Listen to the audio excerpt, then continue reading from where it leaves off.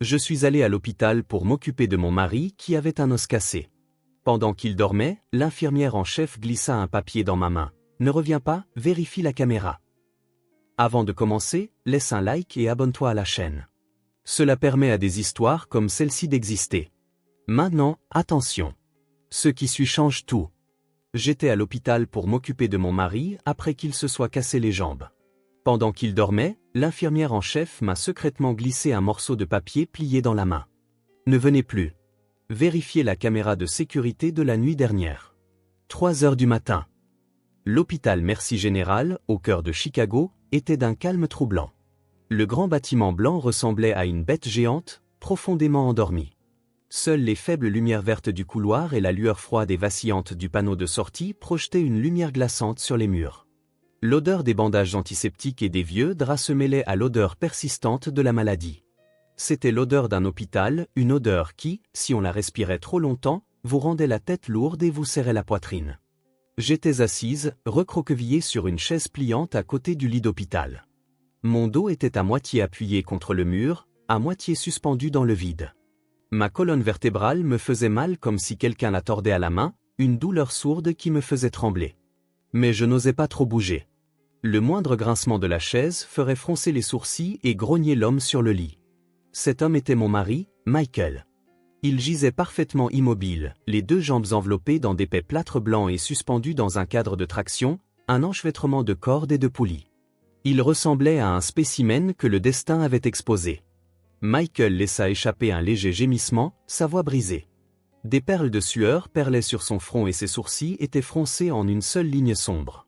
Je me suis levé d'un bond, mes propres jambes si engourdies qu'elles semblaient ne plus m'appartenir.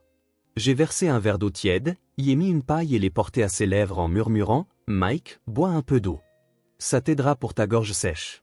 Bois juste de petites gorgées. » Il lutta pour ouvrir les yeux. Ces mêmes yeux qui faisaient autrefois fondre mon cœur par leur gentillesse étaient maintenant injectés de sang, me regardant avec un mélange de culpabilité et de faiblesse. « Émilie, c'est trop dur pour toi, dit-il d'une voix rauque. J'ai été si imprudent sur la route, et maintenant tu dois prendre des congés pour t'occuper de moi. Je me sens si inutile. » J'ai esquissé un faible sourire, essayant de garder ma voix stable. « Ne dis pas de bêtises. Nous sommes mari et femme. Le plus fort aide le plus faible. Tu es immobilisé maintenant, alors je m'occupe de toi. Si c'était moi, tu ferais la même chose. C'est notre vie, pas celle de quelqu'un d'autre. Il n'y a pas de quoi avoir honte. » J'ai utilisé un mouchoir pour essuyer quelques gouttes d'eau au coin de sa bouche, mais mon cœur a ressenti un pincement profond et aigu. Il y a 3 jours, Michael avait eu un accident de voiture en rentrant chez lui. Le rapport de la police de Chicago avait conclu à une défaillance des freins. Sa voiture avait percuté une glissière de sécurité. Il avait eu de la chance d'être en vie. Mais le médecin, après avoir regardé les radiographies, avait soupiré et m'avait dit « fracture grave avec compression nerveuse. Vous devez vous préparer. Il y a une chance qu'il reste en fauteuil roulant pendant longtemps. » Pour un homme dont la carrière commençait à peine à se stabiliser, ces mots étaient une condamnation à mort.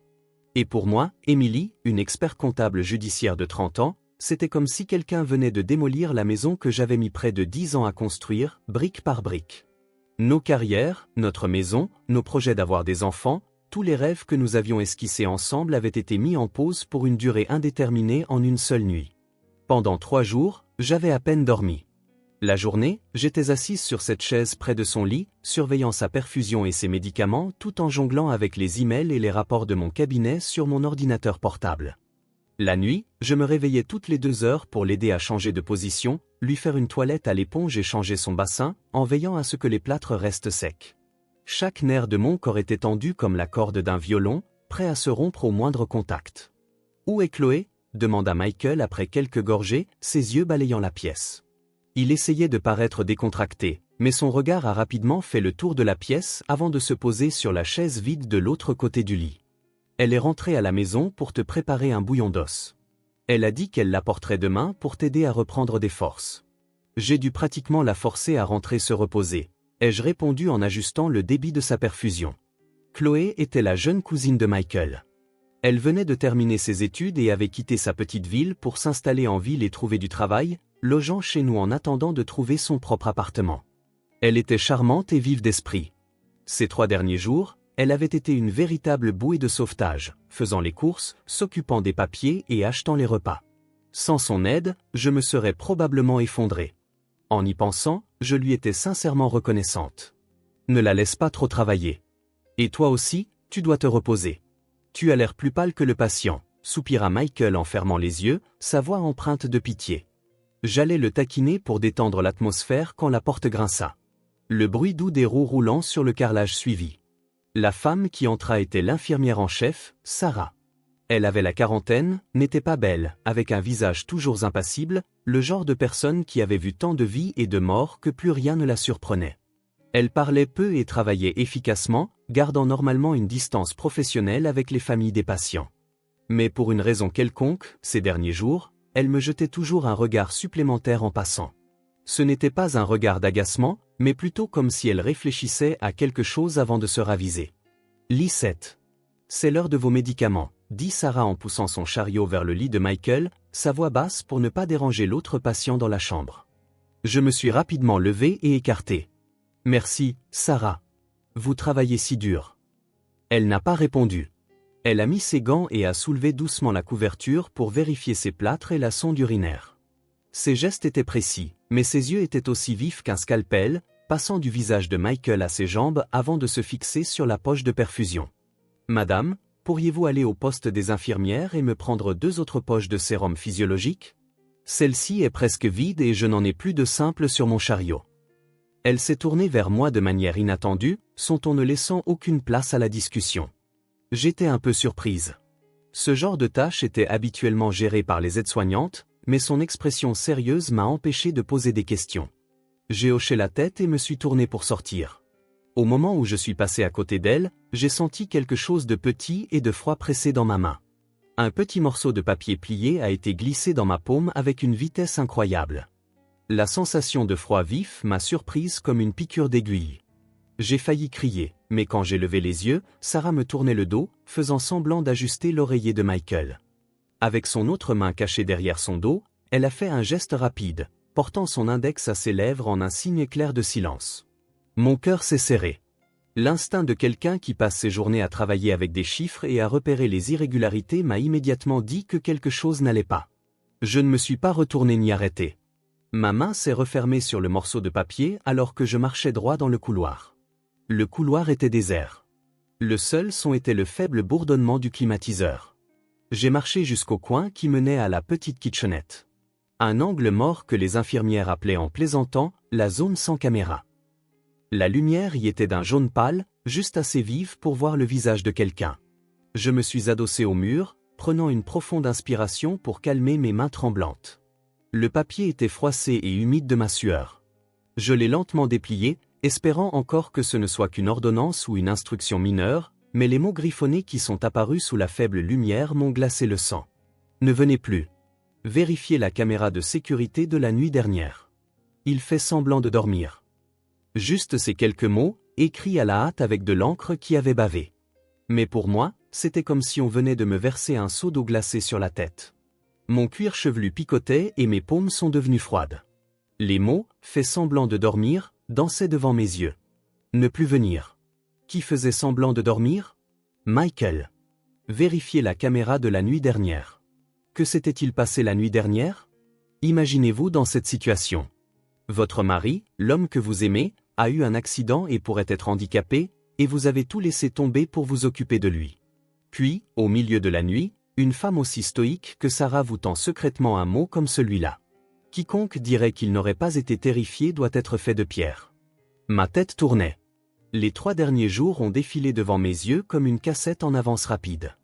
Michael se plaignait toujours de la douleur, surtout quand je m'approchais de ses jambes plâtrées. Il ne me laissait pas regarder les blessures, disant « C'est horrible, Emily. Ne regarde pas ». Son téléphone, qu'il n'avait jamais l'habitude de verrouiller, était maintenant bien caché sous son oreiller chaque nuit. Dès qu'un texto arrivait, il le mettait rapidement en sourdine. Et Chloé, il semblait qu'à chaque fois qu'elle entrait dans la chambre, il gémissait davantage, paraissant plus faible.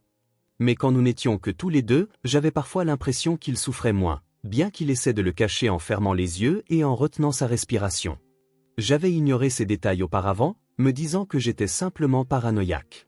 Mais maintenant, sous la faible lumière jaune, avec ces mots sur ce morceau de papier, tous ces grains de sable dispersés étaient soudainement enfilés en une longue chaîne serrée, m'étranglant. Je suis resté figé dans la kitchenette pendant quelques minutes de plus jusqu'à ce que la douleur de mes ongles s'enfonçant dans mes paumes me ramène à la réalité. Ne panique pas. Je n'étais pas seulement une épouse. J'étais une experte comptable judiciaire. Pendant des années, ma formation m'avait appris une chose. Quand on trouve une anomalie, on trouve les preuves. On ne saute pas aux conclusions. Avec cette pensée, j'ai déchiré le mot en minuscules morceaux, les ai jetés dans les toilettes et ai tiré la chasse jusqu'à ce qu'il ne reste plus rien. Puis je me suis penché et me suis aspergé le visage d'eau froide. En levant les yeux vers le miroir, j'ai vu une femme au visage pâle et aux yeux cernés par le manque de sommeil. Mais quelque chose dans son regard avait changé. La douceur familière avait été remplacée par une lueur fine et froide. « Reprends-toi, Émilie » me suis-je murmuré. Pleurer, crier, se battre. Rien de tout cela ne résoudrait quoi que ce soit pour le moment. Tu as besoin de la vérité. J'ai ouvert le robinet, pris 2 poches de sérum physiologique sur l'étagère comme on me l'avait dit, et suis retourné dans la chambre. En entrant, j'ai forcé mon expression à rester calme. « Sarah, j'ai le sérum. » Sarah a levé les yeux vers moi. Dans ses yeux, j'ai vu 2 choses clairement, de la pitié et de la détermination. Elle a pris les poches, en a accroché une nouvelle et a vérifié la ligne de perfusion une dernière fois. Puis elle a dit, comme si elle se parlait à elle-même, « Il devrait être stable ce soir. Vous devriez essayer de vous reposer. Nous vous appellerons si quelque chose se passe. » J'ai hoché la tête en guise de remerciement, mais ne me suis pas assise tout de suite. Je suis resté là longtemps, à observer Michael. Il était de nouveau immobile, les yeux fermés, respirant régulièrement. Pour un étranger, il n'était qu'un mari pitoyable souffrant de jambes cassées, avec sa femme dévouée et épuisée à ses côtés. Mais dans mon esprit, après ce mot, le visage de Michael était devenu étrangement inconnu, comme un masque magistralement peint. Ce soir, je te laisserai dormir. Demain, nous verrons ce qui est réel, pensais-je en silence, ne sachant pas si je m'adressais à lui ou à moi-même. Cette nuit-là, pour la première fois en 3 jours, je ne suis pas resté éveillé à son chevet, comptant chacun de ses gémissements. Je me suis allongé sur la chaise pliante, et tiré la couverture sur moi et ai fixé le plafond, les yeux grands ouverts. Une seule pensée se répétait sans cesse dans ma tête. Demain, je dois voir cette vidéo de l'hôpital, quoi qu'il en coûte. Le lendemain matin, alors que les premiers rayons de soleil perçaient à travers la fenêtre, je me suis levé pour tirer les stores et ajuster la couverture de Michael. Mon corps était faible, comme si je venais de me remettre d'une longue fièvre. Mais mon esprit était étrangement alerte. Dès que j'ai ouvert les yeux, les mots de Sarah sur le mot sont réapparus, clairs comme le jour. Ne venez plus. Vérifiez la caméra de sécurité de la nuit dernière. Il fait semblant de dormir. Michael était toujours allongé tranquillement, les yeux fermés et les lèvres sèches, grimaçant de temps en temps comme s'il souffrait. Chloé est entrée avec un bol de soupe et l'a posé sur la petite table. En me voyant réveillé, elle a gazouillé. « Émilie, tu es réveillée. Je viens de faire un bouillon d'os pour Mike pour l'aider à reprendre des forces. Tu n'as pas dû bien dormir cette nuit. Regarde ses cernes. » J'ai jeté un coup d'œil rapide à Michael.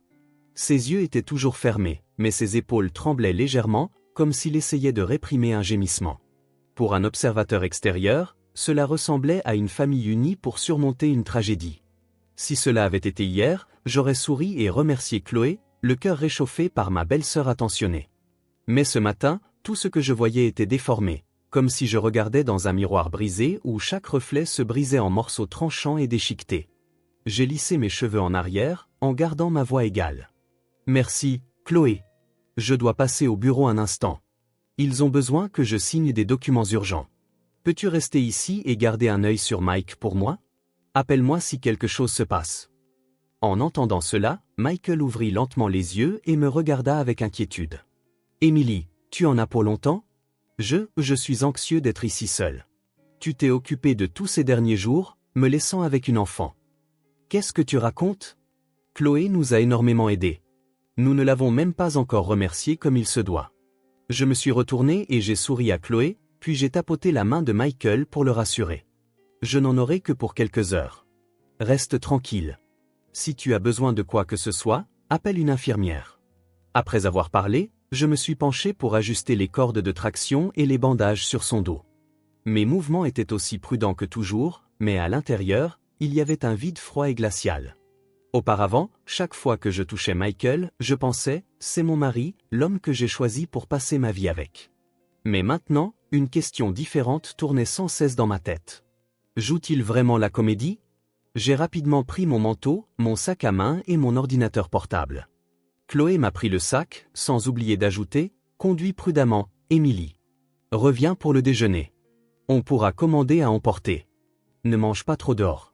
Toute cette nourriture grasse est mauvaise pour toi. J'ai hoché la tête et ai regardé Michael une dernière fois. Il a attrapé ma main, ses yeux injectés de sang, l'image parfaite d'un homme terrifié à l'idée d'être abandonné. Émilie, je suis tellement désolé. Et si je finis handicapé? Si ça devient trop dur pour toi, s'il te plaît, ne me quitte pas. Ne divorce pas de moi, d'accord? Tu es la seule raison pour laquelle je suis encore en vie. Si cela avait été hier, j'aurais probablement pleuré. Je me serais précipité pour le rassurer, je ne te quitterai jamais. Mais maintenant, tout ce que je sentais, c'était une boule dans ma gorge. J'ai doucement retiré ma main et forcé un sourire. À quoi penses-tu? Je sors juste un instant. Je serai de retour. Reste allongé et ne bouge pas trop, sinon ça te fera plus mal. Chloé est là et les infirmières sont là. Personne ne t'abandonne. Je me suis retourné et suis sorti de la chambre. La porte s'est refermée derrière moi, un son doux, mais à mes oreilles, c'était le son d'une vie qui se brisait en deux. Au lieu de me diriger vers la sortie principale, je suis descendu au parking. C'était un vaste espace faiblement éclairé qui sentait l'essence et le béton humide. J'ai trouvé un endroit isolé, me suis garé près du mur et remonté les vitres et verrouillé les portes. Ce n'est que dans cet espace clos que je me suis permis d'expirer longuement et lentement. J'ai sorti mon téléphone et trouvé le contact de Kevin, un gars qui avait quelques années de moins que moi à l'université et qui travaillait maintenant dans la cybersécurité pour une société de logiciels. Je lui ai envoyé un texto. « Kevin, j'ai besoin de ton aide pour quelque chose de personnel. C'est urgent et ça doit être complètement confidentiel. Je te paierai bien. » Le récépissé de lecture est apparu presque instantanément. Typique d'un gars qui vivait collé à un écran. Quoi de neuf, Émilie? Dis-moi juste ce dont tu as besoin. La prochaine tournée est pour toi. Je me suis mordu la lèvre et ai tapé. J'ai besoin de voir les enregistrements de sécurité interne du service d'orthopédie de l'hôpital Merci Général, chambre 307, entre 1h et 3h du matin la nuit dernière. Y a-t-il un moyen que tu puisses y accéder? Dès que j'ai envoyé le message, mon cœur a commencé à battre la chamade. Je savais que je faisais quelque chose qui n'était pas tout à fait dans les règles, mais je savais aussi que si je ne le faisais pas, je pourrais passer le reste de ma vie dans un état d'incertitude terrifiant. Un instant plus tard, Kevin m'a appelé directement. « Émilie, c'est du lourd. C'est un hôpital public et leur système n'est pas une blague, mais ce n'est pas impossible. Donne-moi le nom exact de l'hôpital, l'emplacement et une photo de la porte de la chambre. Je verrai si je peux trouver l'adresse IP interne, mais Émilie, je dois te demander. Es-tu sûr de vouloir voir ça? Certaines choses, une fois que tu les vois, tu ne peux plus les oublier. » J'ai fait une pause. La voix de Kevin me donnait l'impression d'être une cliente engageant un détective privé, mais il n'y avait pas de retour en arrière possible. J'ai dit doucement, je préfère souffrir une fois que vivre avec ce doute pour le reste de ma vie. Je t'envoie la photo maintenant. S'il te plaît, essaie de me la trouver ce matin.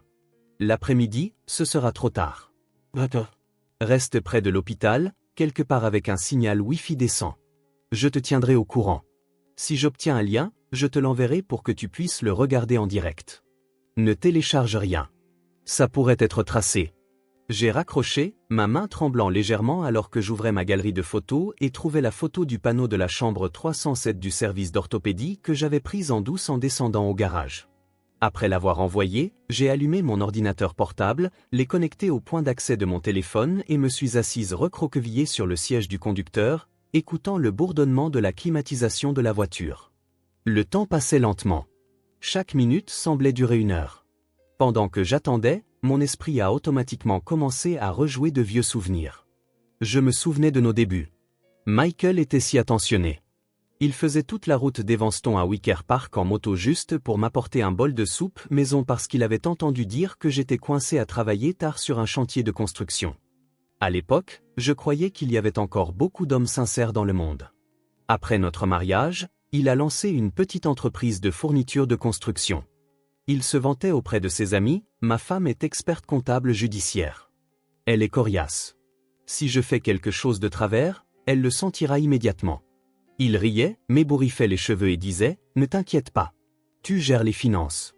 Je suis juste là pour essayer de nous faire un nom. » Ces mots me semblaient si chaleureux à l'époque. Ces dernières années, son entreprise était devenue moins stable et moins d'argent rentrait. J'ai remarqué qu'il était plus irritable, rentrant souvent tard, sentant la bière et une étrange sorte de fumée de cigarette. Mais chaque fois que je demandais, il disait « Un homme doit réseauter. C'est difficile de décrocher des projets ces jours-ci. Ne me rends pas les choses plus difficiles. » J'étais si occupé, parfois trop épuisé pour même respirer. Alors, j'ai laissé tomber. En partie parce que je lui faisais confiance, et en partie parce que je pensais qu'un mariage ne pouvait pas survivre si une femme était toujours suspicieuse. Ce n'est qu'aujourd'hui, assise dans ce parking d'hôpital, agrippant mon ordinateur portable comme un radeau de sauvetage, que j'ai réalisé que pendant tout ce temps, j'avais été occupé à auditer des plans et des devis, mais j'avais oublié d'auditer l'homme qui dormait juste à côté de moi. Une heure passa, puis une autre. Mes yeux ont commencé à piquer et mon cou est devenu raide à force de rester assise dans la même position.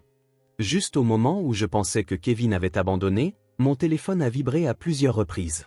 Un message est apparu. « Émilie, je t'envoie un lien. Il ne sera actif que pendant 30 minutes. Ensuite, il expirera. Quand tu regardes, coupe tout son externe et utilise des écouteurs. Quoi que tu vois, reste calme. Ne fais rien d'irréfléchi. Je suis sérieux. » J'ai pris une profonde inspiration, branché mes écouteurs sur l'ordinateur portable, ouvert un navigateur et cliqué sur le lien. L'écran a affiché une fenêtre noire qui, quelques secondes plus tard, s'est transformée en une image.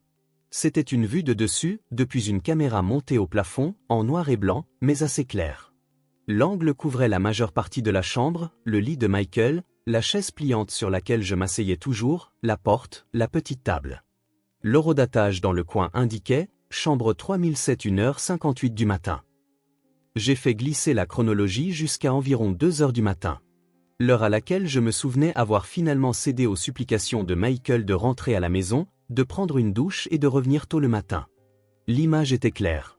Une femme avec les cheveux en queue de cheval haute, portant une veste légère, c'était moi, s'affairait, rangeait des choses, puis se penchait pour dire quelque chose à Michael avant d'ouvrir la porte et de partir. La porte s'est refermée et la chambre dans la vidéo est tombée dans le silence. Michael gisait immobile comme un poisson mort. J'ai serré les poings, mes doigts tremblant légèrement sur le trackpad. Une infime lueur d'espoir subsistait. Peut-être que Sarah avait mal compris. Peut-être qu'il avait juste bougé un peu. Pas assez pour être qualifié de « faire semblant de dormir ». Mais moins d'une minute plus tard, la chose que je redoutais le plus est apparue, crue et indéniable. Les yeux de Michael se sont ouverts d'un coup. Ils étaient vifs, alertes, sans le regard groggy et douloureux qu'il avait toujours autour de moi. Il a levé la tête, a balayé la pièce du regard, puis s'est redressé sur ses coudes. Le mouvement était vif et stable, rien à voir avec celui d'un homme souffrant de fractures graves qui était censé être immobilisé. Je pouvais clairement voir ses jambes, toujours dans leur plâtre, se lever et s'abaisser, tournant d'un côté à l'autre.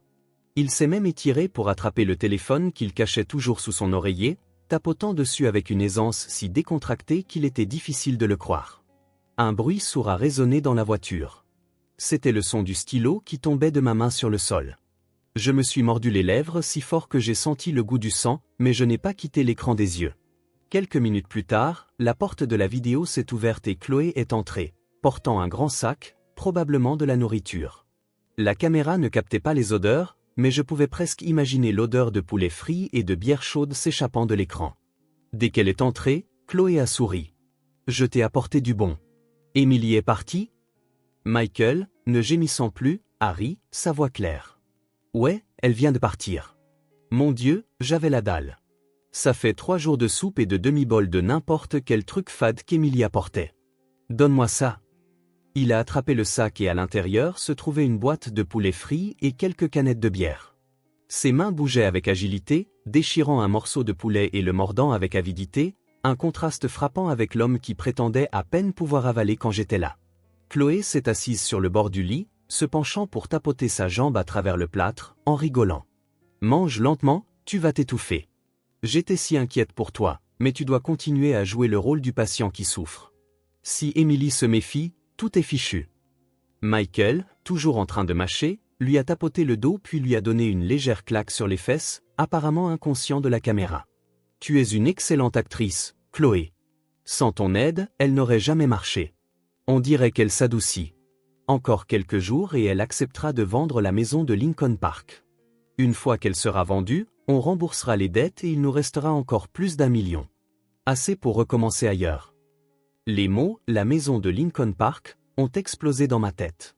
C'était la maison de 3 étages que mes parents m'avaient laissée. L'acte de propriété était à mon nom. Quand nous nous sommes mariés, j'avais accepté que Michael y vive, mais je l'avais toujours considéré comme mon héritage, mon ultime filet de sécurité si la vie devenait difficile. Mais dans le plan de mon mari, ce n'était qu'un radeau de sauvetage pour lui, un appât pour tenir ses démons à distance. Chloé ne pouvait cacher son excitation. « Tu es sûre qu'Emily vendra ? Elle a l'air douce, mais elle peut être têtue. » « C'est pour ça qu'elle est facile à duper, » se moqua Michael, dévissant le bouchon d'une bière et en prenant une longue gorgée. J'ai demandé à mon ami médecin de lui parler. Lui faire peur avec tous les pires scénarios. Ensuite, je jouerai le désespéré. Je lui dirai que j'ai peur d'être un fardeau. Emily choisira toujours de se sacrifier. Elle a un grand cœur pour tout le monde, sauf pour elle-même. Tu verras. Une fois la maison vendue, je te donnerai la moitié. On pourra aller à Miami ou à San Diego, ouvrir un bar ou quelque chose. On pourra bien vivre. Pas besoin de rester ici et de voir sa tête toute la journée. J'ai vu Chloé poser sa tête sur son épaule, sa voix baissant d'un ton. Et les usuriers ? J'ai entendu dire que tu leur dois beaucoup. Ouais, eh bien, une dette est une dette. Une fois qu'on aura l'argent, on pourra rembourser, dit-il en haussant les épaules. Je leur dois environ 200 000 $. Les intérêts s'accumulent, mais cette maison résoudra tout. Ne t'inquiète pas. L'important, c'est qu'Emily signe les papiers. Chloé est restée silencieuse pendant quelques secondes, puis a demandé avec hésitation. Alors, quand est-ce que tu divorceras d'elle ?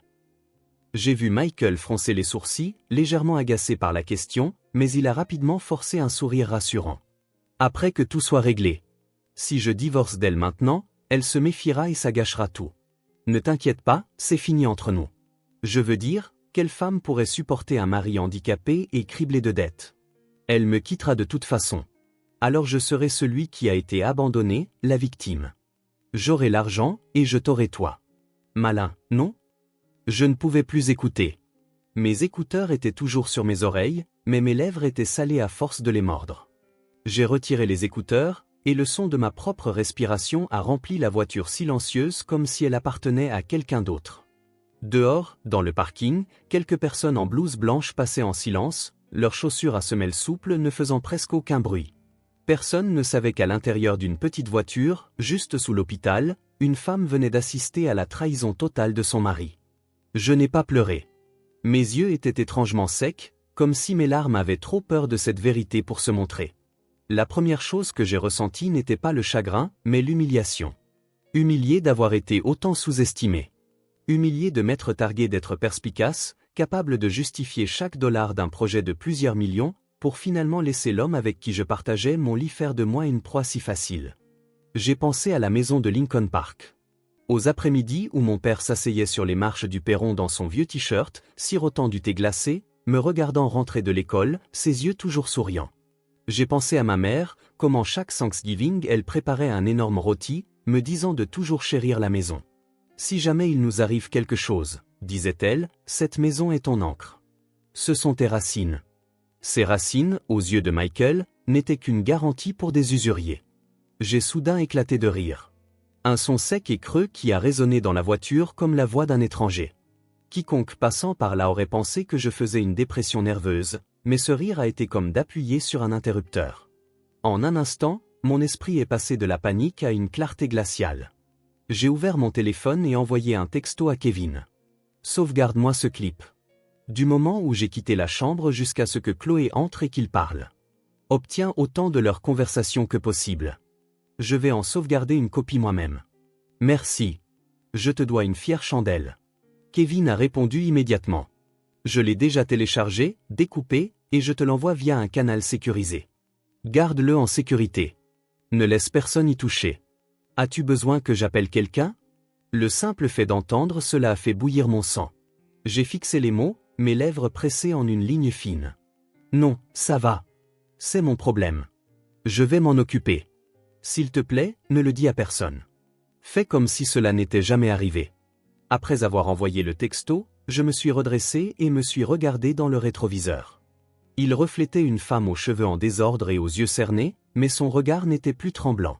À ce moment-là, j'ai compris avec une clarté parfaite. À partir de cette seconde, l'Émilie douce et patiente du passé était morte.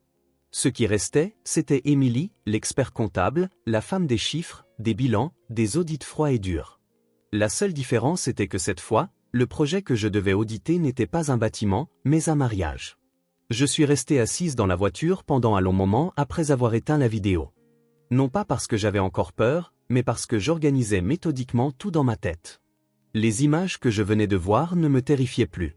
C'était juste des données, des preuves claires et irréfutables. Et quand les choses devenaient des données, je savais comment les gérer. Je me suis essuyé le visage et ajusté mon manteau et démarré la voiture. Au lieu de retourner à la chambre d'hôpital comme je l'avais promis à Michael, j'ai quitté le parking de l'hôpital et suis rentré directement à la maison. Les rues familières semblaient soudainement étrangères. Les avenues bordées d'arbres, le café où Michael et moi avions l'habitude de nous asseoir, la boulangerie que je fréquentais pour acheter ses pâtisseries préférées, tout cela reculait dans le rétroviseur comme des scènes d'un vieux film que je passais en avance rapide pour sauter les parties douloureuses. Quand je suis arrivé à la maison était silencieuse, dépourvue de chaleur humaine. Les chaussures de Chloé étaient encore éparpillées près de la porte.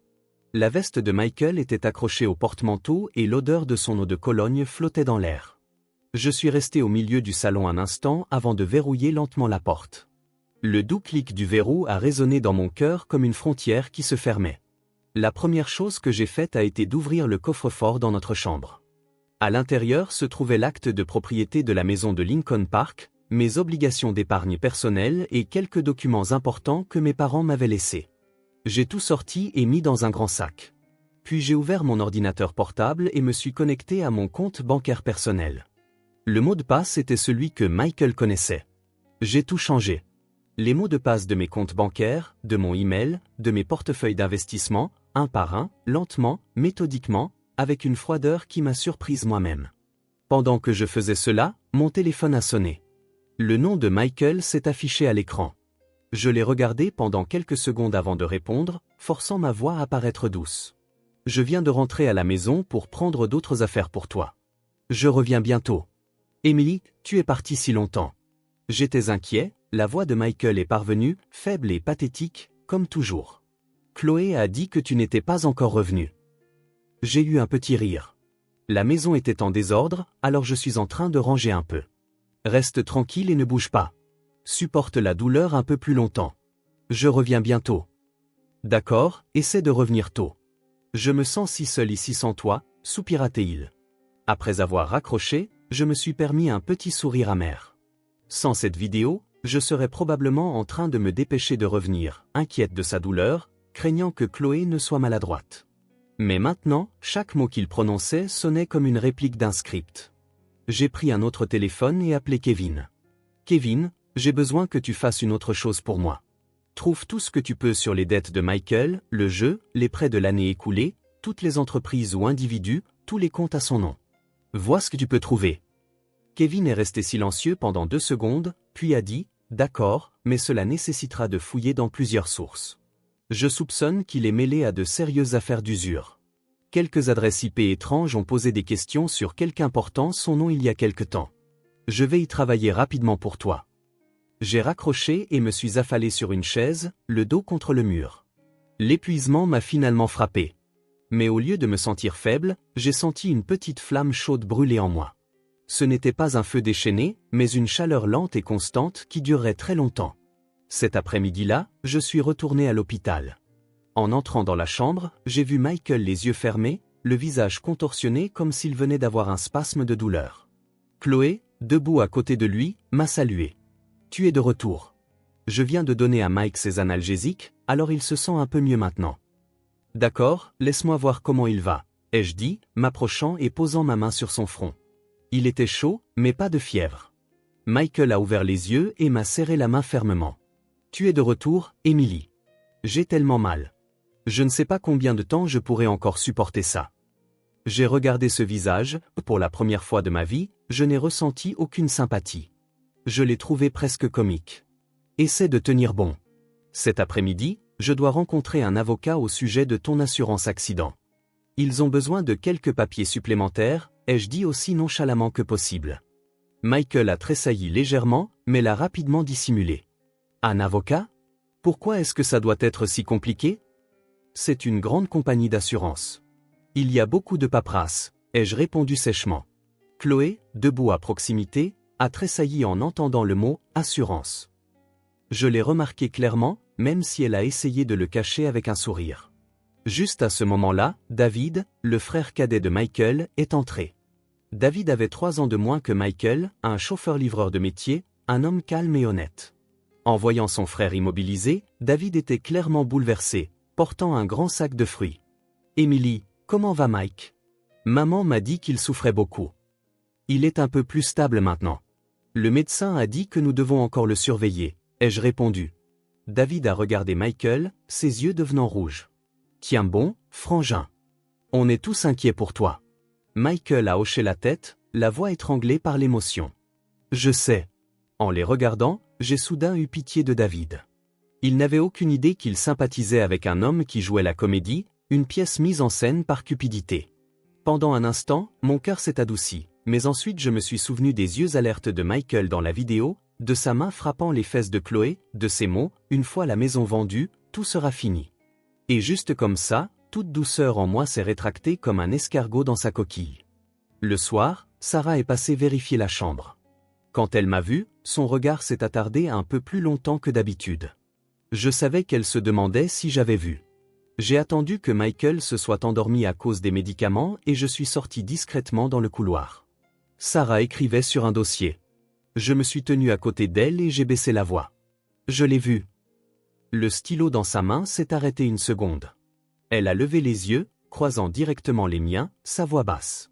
Alors, qu'est-ce que tu vas faire? J'ai jeté un coup d'œil vers la chambre où Michael était allongé, puis je l'ai regardé à nouveau.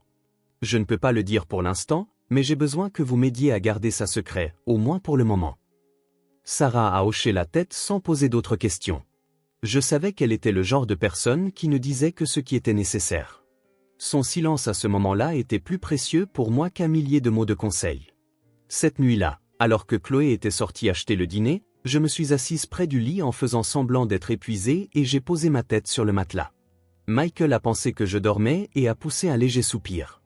Mais j'étais bien réveillé, écoutant chacun de ses souffles, attendant juste. J'ai ouvert mon téléphone et envoyé un texto à Kevin. Du nouveau? La réponse est venue rapidement. J'ai un rapport préliminaire. Il a des prêts d'au moins 4 prêteurs non officiels différents. Le principal est proche de 200 000 $ avec des taux d'intérêt exorbitants. Certains sont au nom de son entreprise, d'autres personnels. Il a aussi un historique de jeux en ligne, qui s'est ensuite déplacé hors ligne. Ces transactions bancaires montrent des traces d'argent de plusieurs réseaux d'usuriers. J'ai des captures d'écran de tout. J'ai lu le texto avec un étrange sentiment de calme.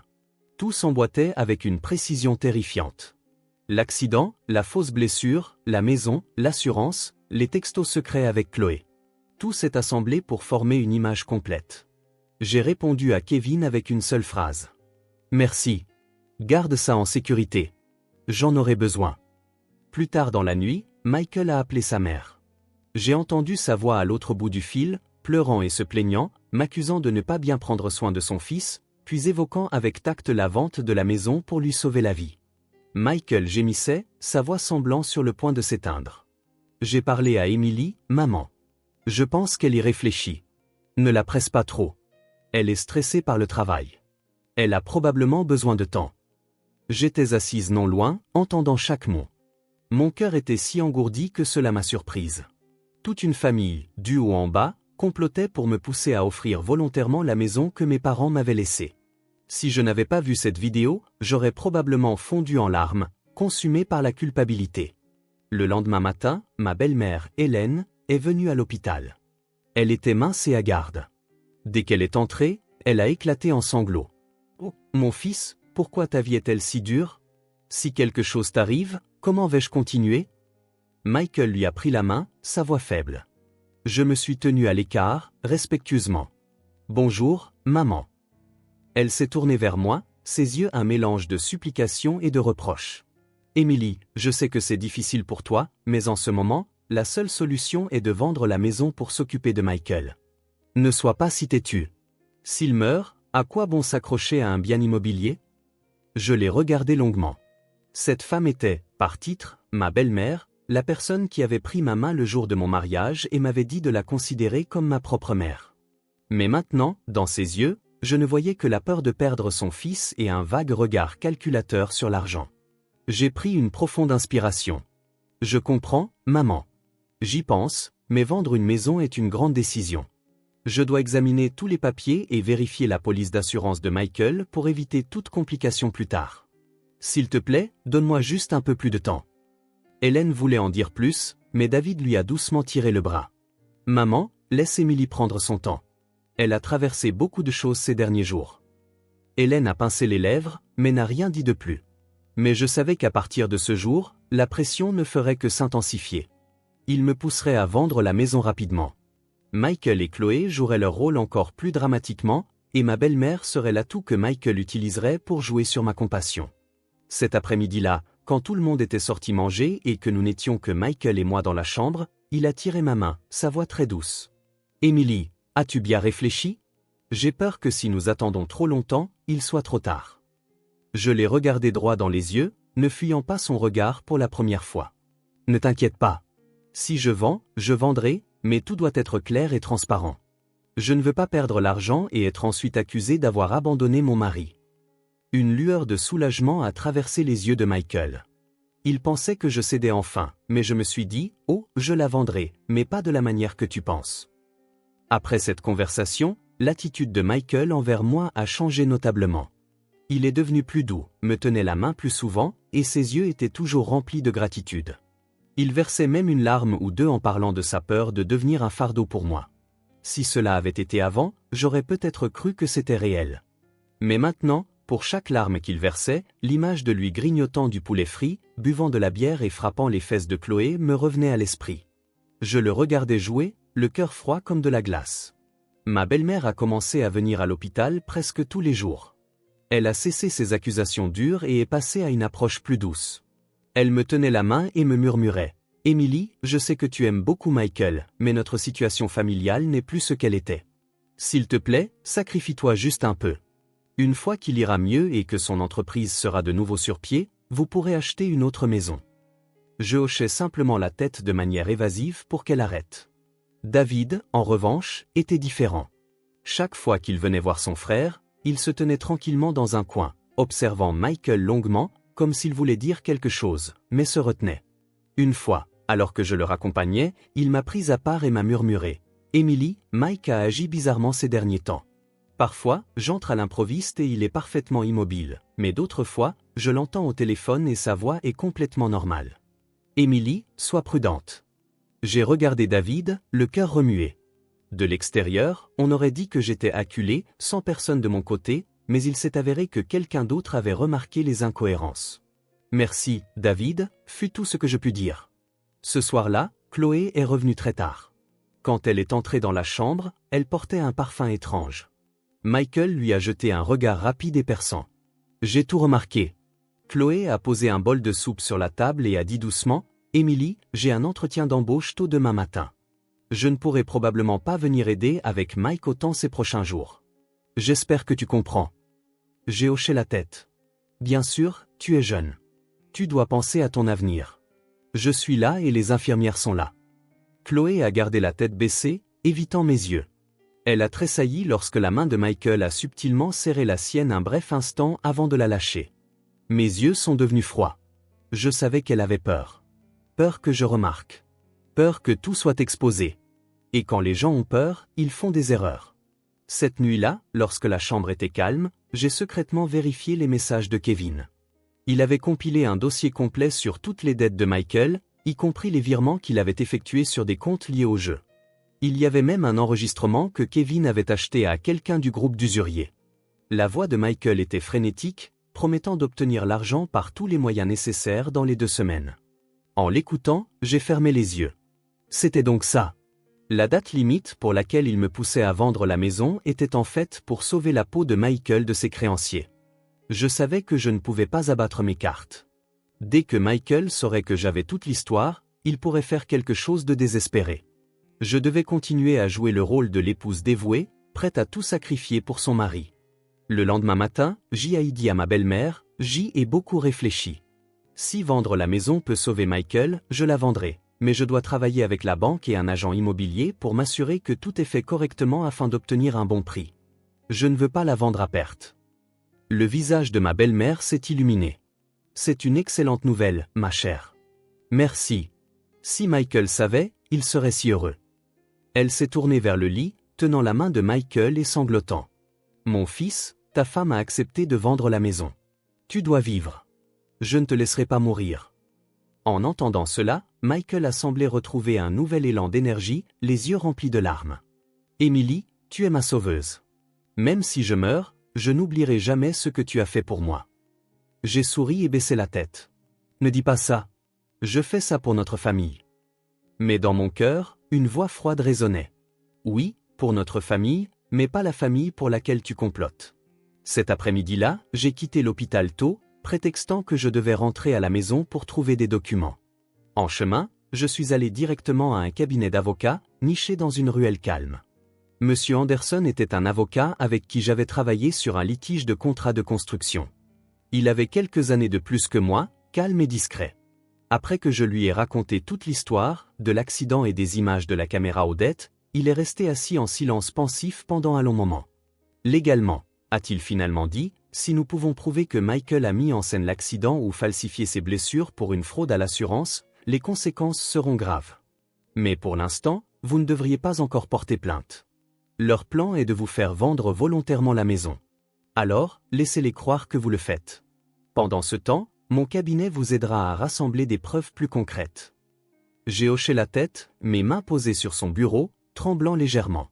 Je n'ai pas besoin qu'ils aillent en prison tout de suite. J'ai juste besoin de protéger la propriété de mes parents, et je ne veux pas être accusé de l'avoir abandonnée plus tard. Monsieur Anderson m'a regardé un instant et a dit doucement, « Vous êtes plus forte que je ne le pensais. » J'ai juste eu un faible sourire. Je ne suis pas forte parce que je ne ressens pas la douleur. Je suis forte parce que je ne peux pas me permettre de m'effondrer en ce moment. Ce soir-là, je suis retourné à l'hôpital. Quand Michael m'a vu arriver en retard, il était affolé. « Où étais-tu ? Je t'ai appelé plusieurs fois, mais tu n'as pas répondu. » Je rencontrais un agent immobilier. Ils ont regardé la maison aujourd'hui. Il y a beaucoup d'intérêt, mais nous n'avons pas encore fixé de prix, ai-je répondu calmement. Les yeux de Michael se sont illuminés. Vraiment ? Combien ont-ils offert ? Environ 800 000, ai-je dit lentement. Mais je n'ai pas accepté. Je veux 900 000. C'était inférieur au prix du marché. J'ai intentionnellement cité un prix bas pour qu'ils ne soupçonnent pas que je temporisais. Comme prévu, Michael a hoché la tête, l'air anxieux. Ouais, tant que ça se vend vite, c'est ce qui compte. On verra pour le prix plus tard. Je l'ai regardé et n'ai rien dit de plus. À mes yeux, son « se vend vite » signifiait respecter l'échéance de ses dettes, pas pour une jambe cassée. Cette nuit-là, Chloé s'est de nouveau éclipsée. J'ai fait semblant de ne pas remarquer. J'avais besoin qu'elle soit plus souvent loin de l'hôpital pour que Michael perde l'un de ses piliers secrets de soutien. Et comme je l'avais prédit, sans Chloé dans les parages, Michael est devenu visiblement agité. Sa douleur a commencé à devenir incohérente. Parfois, il oubliait son rôle et s'asseyait un peu trop droit. J'ai tout vu. 2 jours plus tard, ma belle-mère est venue me presser de signer les papiers pour vendre la maison. Je lui ai dit que l'agent exigeait les documents originaux, ce qui prendrait encore quelques jours. Elle était clairement mécontente mais a gardé sa langue, car elle comptait sur moi. David, cependant, devenait de plus en plus silencieux. Une fois, en m'aidant à porter des affaires jusqu'à ma voiture, il a soudainement demandé « Émilie, si Mike a fait quelque chose de mal, est-ce que tu lui pardonnerais ?» Je l'ai regardé droit dans les yeux. « Qu'en penses-tu » David a baissé les yeux, la voix étranglée. « J'espère juste que s'il a fait quelque chose de mal, il s'arrêtera à temps. » Ces mots m'ont fait un pincement au cœur pendant un moment, mais ensuite j'ai compris que certaines erreurs ne peuvent pas être réparées simplement en s'arrêtant. Quand on a parié avec de l'argent, l'honneur et même des vies, il n'y a pas de retour en arrière possible. Cette nuit-là, après que Michael se soit endormi à cause de ses médicaments, je suis sorti dans le couloir et me suis tenu près de la fenêtre, regardant le parking faiblement éclairé en bas. Mon téléphone a vibré. Un texto de Kevin. Les prêteurs s'impatientent. L'un d'eux a dit que s'ils ne paient pas à temps, ils viendront à l'hôpital pour parler. Tu dois être prudente. Je pense que quelque chose va se passer dans la semaine. J'ai serré mon téléphone fermement. Mon temps était compté. 7 pièces. Je devais faire tomber le rideau avant que ces gens ne fassent leur entrée avec violence. Je suis retourné dans la chambre et j'ai regardé Michael allongé paisiblement sur le lit, son visage aussi innocent que celui d'un saint. J'ai tiré une chaise et me suis assise, murmurant juste assez fort pour m'entendre. Tu es un grand acteur, Michael, mais ton premier rôle féminin est sur le point de quitter la scène. Le lendemain matin, j'ai délibérément pris ma journée de travail pour rester à l'hôpital, non pas pour m'occuper de Michael, mais pour attendre le bon moment. Je me sentais comme quelqu'un debout dans une pièce sombre, la main sur l'interrupteur, attendant juste l'instant parfait pour l'actionner et tout exposer. Michael était ravi de me voir rester toute la journée. Il a joué son rôle encore plus intensément que d'habitude. Chaque fois que quelqu'un entrait, il gémissait de douleur, me tenait la main, sa voix aussi fine qu'un fil. « Émilie, ne me quitte pas. S'il te plaît, tu es tout ce qui me reste. » Ma belle-mère était assise à côté de lui, essuyant ses larmes. David s'appuyait contre la porte, observant la scène avec un regard de profonde suspicion. Quant à moi, j'ai simplement joué mon rôle d'épouse dévouée si convaincante que parfois même j'étais déconcerté par ma propre endurance. Vers midi, Chloé est revenue à l'hôpital. Dès qu'elle est entrée, ses yeux ont balayé nerveusement la pièce. Quand elle m'a vue assise là, elle s'est figée une seconde. Je lui ai souri, un sourire parfaitement calme. « Comment s'est passé l'entretien ?»« Oh, ils ont dit qu'ils me rappelleraient pour un deuxième tour, » balbutia-t-elle. Michael lui a jeté un regard, ses yeux trahissant une pointe d'impatience. J'ai compris que leur conversation privée leur manquait. J'ai décidé de leur faire sentir ce vide un peu plus longtemps. L'après-midi, j'ai appelé Monsieur Anderson. « Monsieur Anderson, j'ai tout fait selon le plan. Les prêteurs commencent à bouger. Je pense qu'ils se montreront ce soir ou demain. » Sa voix était grave. « J'ai déjà contacté la police. Quand vous donnerez le signal, ils interviendront. N'oubliez pas de rester calme. Ne les laissez pas vous provoquer. » J'ai jeté un coup d'œil à travers la vitre dans la chambre d'hôpital où Michael adressait un faible sourire à sa mère. J'ai répondu doucement, « Je suis plus calme que je ne l'ai jamais été. » J'ai raccroché et mis le téléphone dans mon sac. La peur avait disparu. Il ne restait plus qu'un sentiment clair qu'il était temps d'en finir. Vers 19h, alors que les heures de visite touchaient à leur fin et que ma belle-mère s'apprêtait à partir, Michael a soudainement attrapé ma main fermement. « Émilie, quelles sont les nouvelles pour la vente de la maison ?» Je l'ai regardé droit dans les yeux. Demain après-midi, ils ont fixé un rendez-vous pour moi à la société de titres de propriété pour verser un acompte. Si tout se passe bien, nous pourrons signer l'acte de vente dans 3 jours. Les yeux de Michael se sont illuminés, et ma belle-mère était folle de joie. « C'est une excellente nouvelle, ma chère. Maintenant, je peux dormir sur mes 2 oreilles. » David est resté silencieux un moment, puis a demandé doucement, « Émilie, es-tu sûre qu'il n'y aura pas de problème ?» J'ai hoché la tête. « Ne t'inquiète pas, David. » Vers 20h, juste après que l'infirmière de soir soit partie et que la chambre se soit calmée, la porte a été soudainement poussée. 3 hommes étranges sont entrés. Ils ne ressemblaient pas à des visiteurs de la famille. Leurs yeux étaient froids, leurs épaules carrées avec un air d'intimidation. L'atmosphère de la pièce s'est instantanément tendue. L'homme en tête a balayé la pièce du regard puis a regardé directement Michael. « Michael, on est là pour te rendre visite. » Le visage de Michael a pâli une seconde avant qu'il ne se mette à gémir bruyamment. « Qui êtes-vous? Qu'est-ce que vous faites ici? Je suis gravement blessé. Ma femme. Ma femme est sur le point de vendre la maison pour vous rembourser. » Ma belle-mère s'est levée, alarmée. « Qui êtes-vous? C'est un hôpital, pas un endroit pour causer des problèmes. » L'un des hommes a ricané. « On vient juste prendre des nouvelles d'un vieil ami, madame. Ne vous inquiétez pas. » Leurs yeux se sont posés sur moi. J'ai fait un pas en avant, ma voix ferme. « Si vous cherchez Michael, dites-nous ce que vous voulez. Je suis sa femme. » L'homme a haussé un sourcil. « Alors, c'est vous la femme?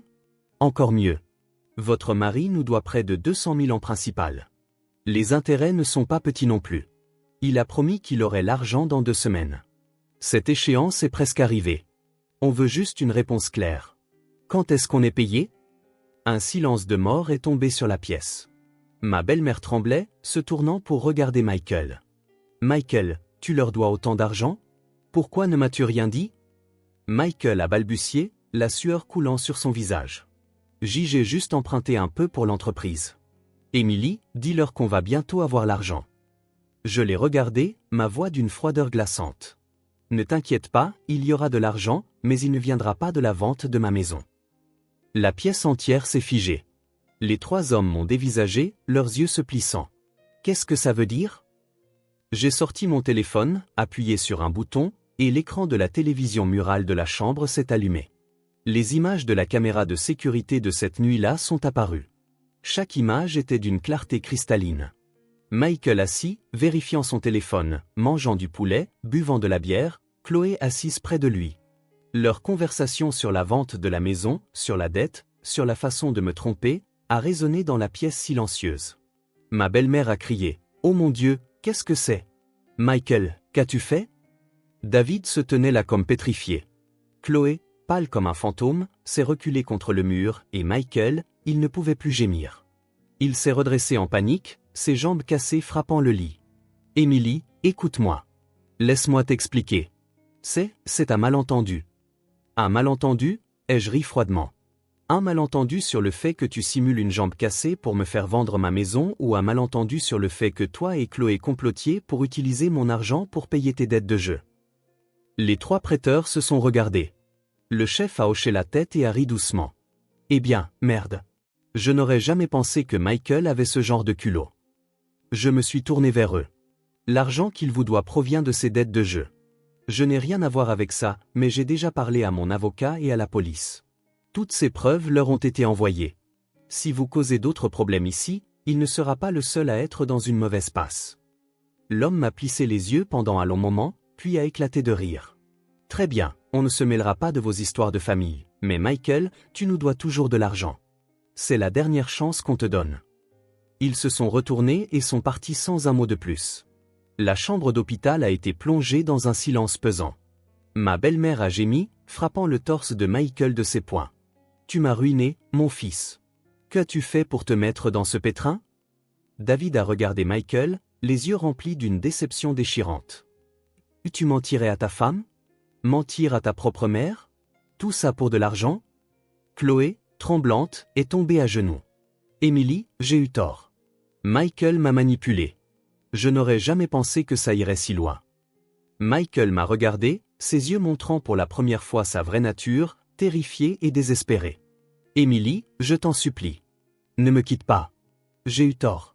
J'ai vraiment eu tort. » Je l'ai regardé pendant un très long moment. Je n'étais plus en colère, et ça ne me faisait plus mal comme au début. Il ne restait qu'un épuisement profond et immense. « Tu n'as pas eu tort une seule fois. Tu as eu tort au moment où tu as choisi de mentir.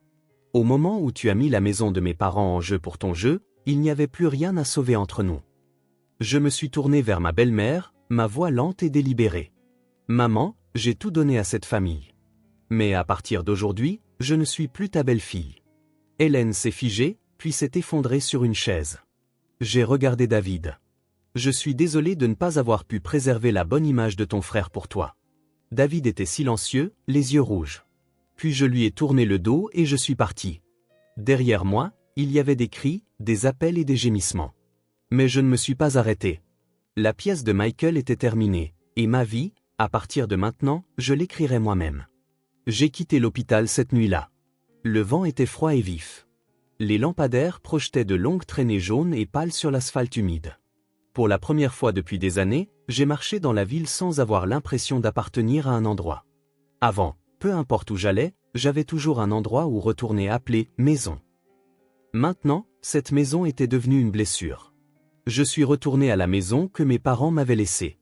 La maison qui avait failli être échangée contre les paris sales de Michael. La porte s'est refermée derrière moi. Je me suis appuyé contre le mur et me suis laissé glisser jusqu'au sol, enfouissant mon visage dans mes mains. Aussi forte que j'avais été à l'hôpital, ici j'étais tout aussi faible. Mes larmes ont coulé. Non pas parce que j'aimais encore Michael, mais pour moi-même, pour toutes les années stupides que j'avais gâchées. Le lendemain matin, je me suis réveillé tôt et j'ai appelé M. Anderson. Ma voix était ferme. « S'il vous plaît, aidez-moi à finaliser la procédure de divorce le plus rapidement possible. Je ne veux pas que cela traîne un jour de plus. Monsieur Anderson est resté silencieux un moment, puis a répondu, « Rassurez-vous, avec toutes ces preuves, le divorce et le partage des biens seront très simples. Vous ne serez responsable d'aucune de ces dettes. » J'ai hoché la tête même s'il ne pouvait pas me voir. Ce dont j'avais besoin maintenant, ce n'était pas une victoire sur le papier, mais une ligne claire tracée pour que je puisse sortir de la vie de Michael. Cet après-midi-là, David est venu chez moi. Il est resté longtemps devant le portail avant de sonner. Quand j'ai ouvert la porte, il a gardé la tête baissée. « Emily, je suis désolé. Je n'avais aucune idée que Michael était comme ça. Si j'avais su, je l'ai regardé avec un mélange de tristesse et de pitié. Je ne t'en veux pas, David. Tu n'as rien fait de mal. C'est lui. » David a hésité. « Maman, elle était à l'hôpital toute la nuit à pleurer. Elle regrette de t'avoir mise sous pression tant de fois. Ce matin, elle m'a demandé de venir m'excuser auprès de toi en son nom. » Je suis resté silencieuse un moment, pensant au visage tourmenté de ma belle-mère la veille. Je n'arrivais pas à lui en vouloir complètement. Elle n'était pas mauvaise. Elle était juste aveuglée par son amour pour son fils. Retourne dire à ta mère que je ne suis pas en colère. Mais ce qui est entre Michael et moi ne peut pas être changé. David s'est essuyé les yeux avec sa manche. J'espère juste que tu pourras trouver la paix après ça. Oui, ai-je dit.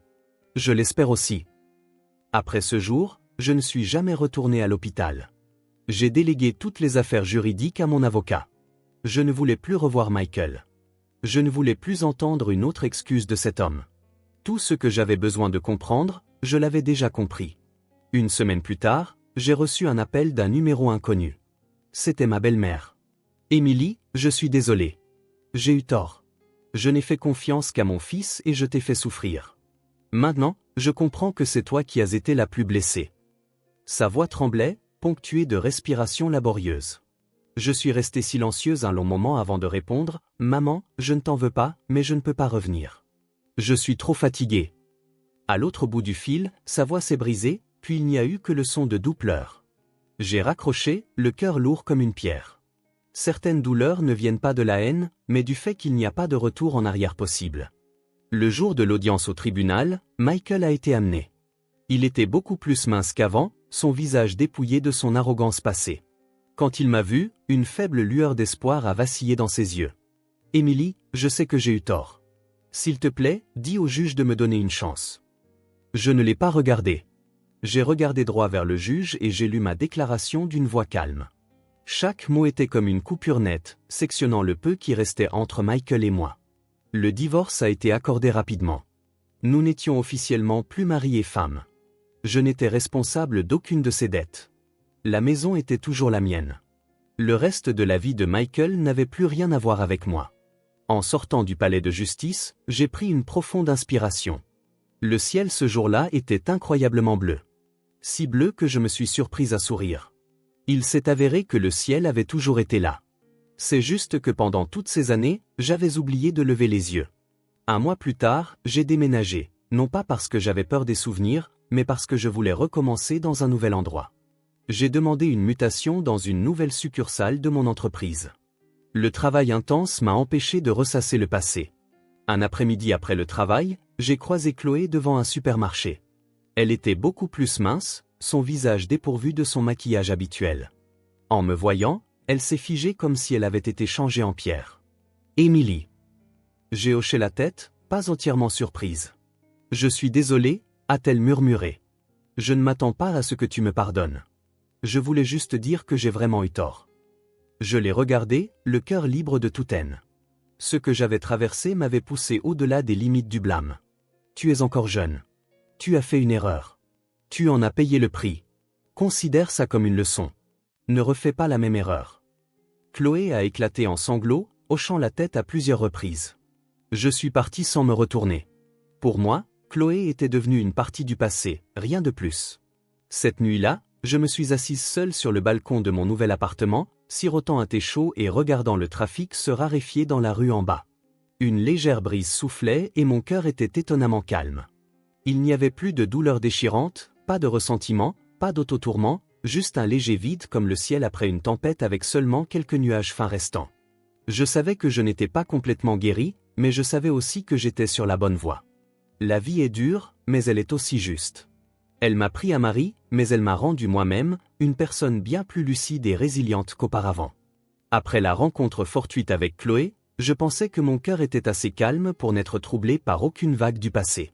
Mais la vie laisse rarement une personne tranquille aussi facilement. Un lundi matin, en arrivant au bureau, la réceptionniste m'a dit que quelqu'un était là pour me voir, un parent de mon ex-mari. J'ai fait une pause, un léger sentiment de malaise me traversant. Devant la porte de mon bureau se tenait mon ancienne belle-mère. Elle était beaucoup plus mince que la dernière fois que je l'avais vue. Ses cheveux étaient presque complètement blancs. Son dos était voûté et les rides autour de ses yeux fatigués s'étaient creusées. En me voyant, elle a semblé vouloir dire quelque chose mais n'a pas pu. Après un long moment, elle a finalement parlé. « Émilie, puis-je te parler une minute ?» Je suis restée silencieuse quelques secondes, puis j'ai hoché la tête. Je ne lui en voulais plus, mais je ne me sentais pas non plus assez proche pour l'appeler « maman ». Nous nous sommes assises dans un petit café près de mon bureau. Elle serrait un sac en tissu délavé dans ses mains, sa voix tremblante. « Michael, il va être transféré dans un autre établissement pour une enquête plus approfondie sur ses dettes. Ils ont dit que sa peine pourrait être prolongée. » J'ai fixé la vieille table en bois, sans rien dire. Ces derniers jours, il n'arrête pas de demander à te voir. Il dit qu'il a juste besoin de te parler une dernière fois avant d'être déplacé. Émilie, je sais que je n'ai pas le droit de te demander ça, mais je suis sa mère. Je ne peux pas le supporter. Elle a baissé la tête très bas. J'ai entendu dans sa voix non pas la contrainte d'avant, mais l'impuissance amère d'une mère regardant son fils tomber sans pouvoir le rattraper. Le médecin a dit qu'il souffre d'épuisement et que son état mental est instable. J'ai juste peur qu'il fasse quelque chose de désespéré. En entendant cela, mon cœur s'est serré. Peu importe à quel point Michael m'avait blessé, je ne voulais pas qu'il choisisse cette voie. Après un long silence, j'ai finalement dit lentement, j'irai le voir une fois, mais une seule fois.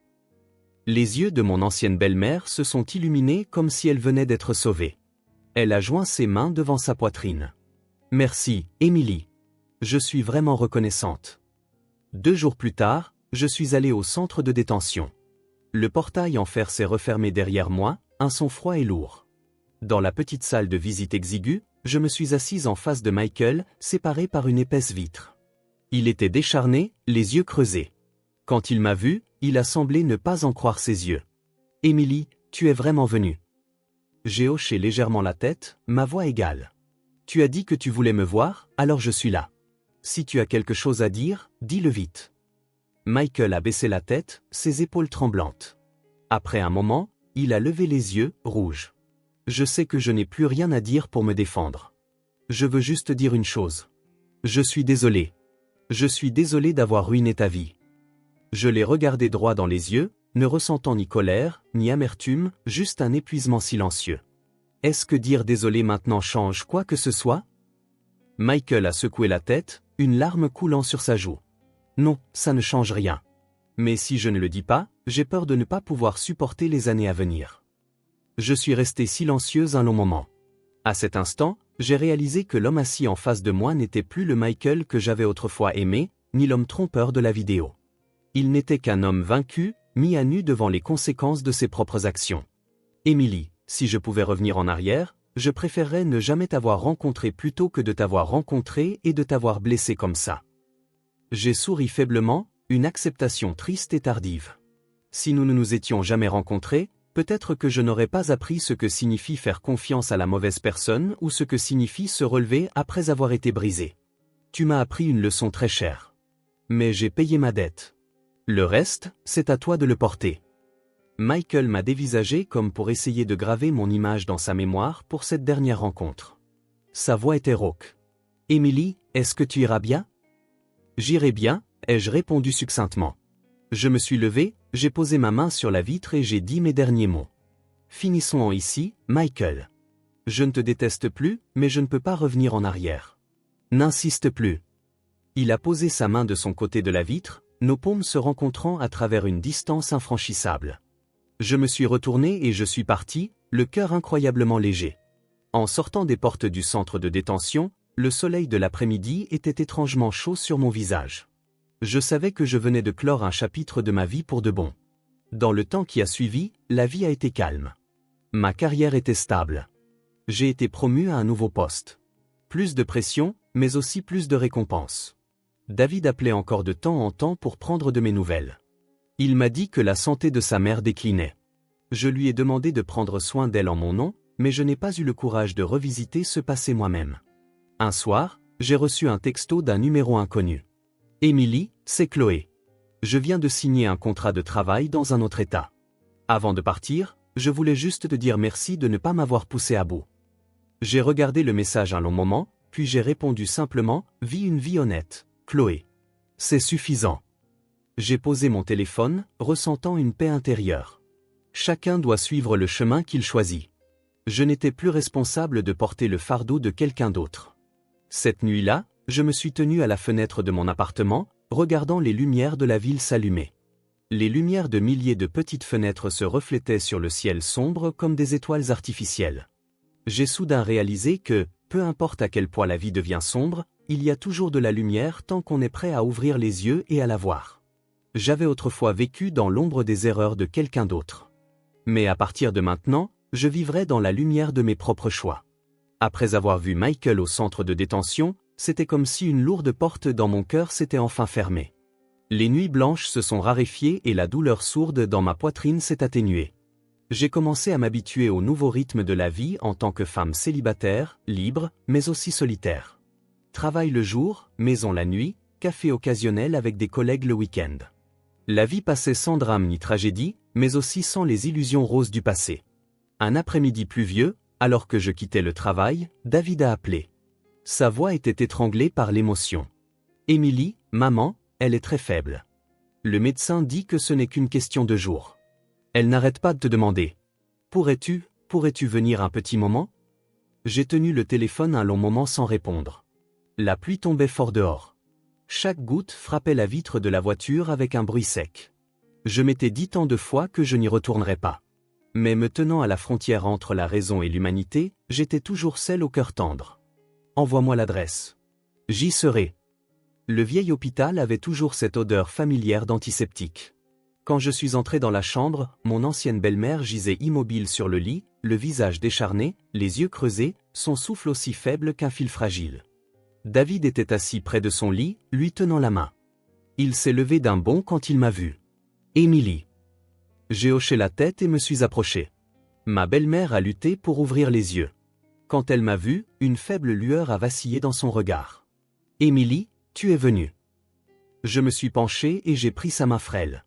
La même main qui m'avait si souvent pointé du doigt avec accusation ne ressemblait plus qu'à des os froids et tremblants. « Oui, je suis là. » Des larmes ont perlé dans ses yeux et ont coulé le long de ses tempes. « Je t'ai fait tant de mal, Émilie. Toute ma vie, je n'ai vu que mon fils.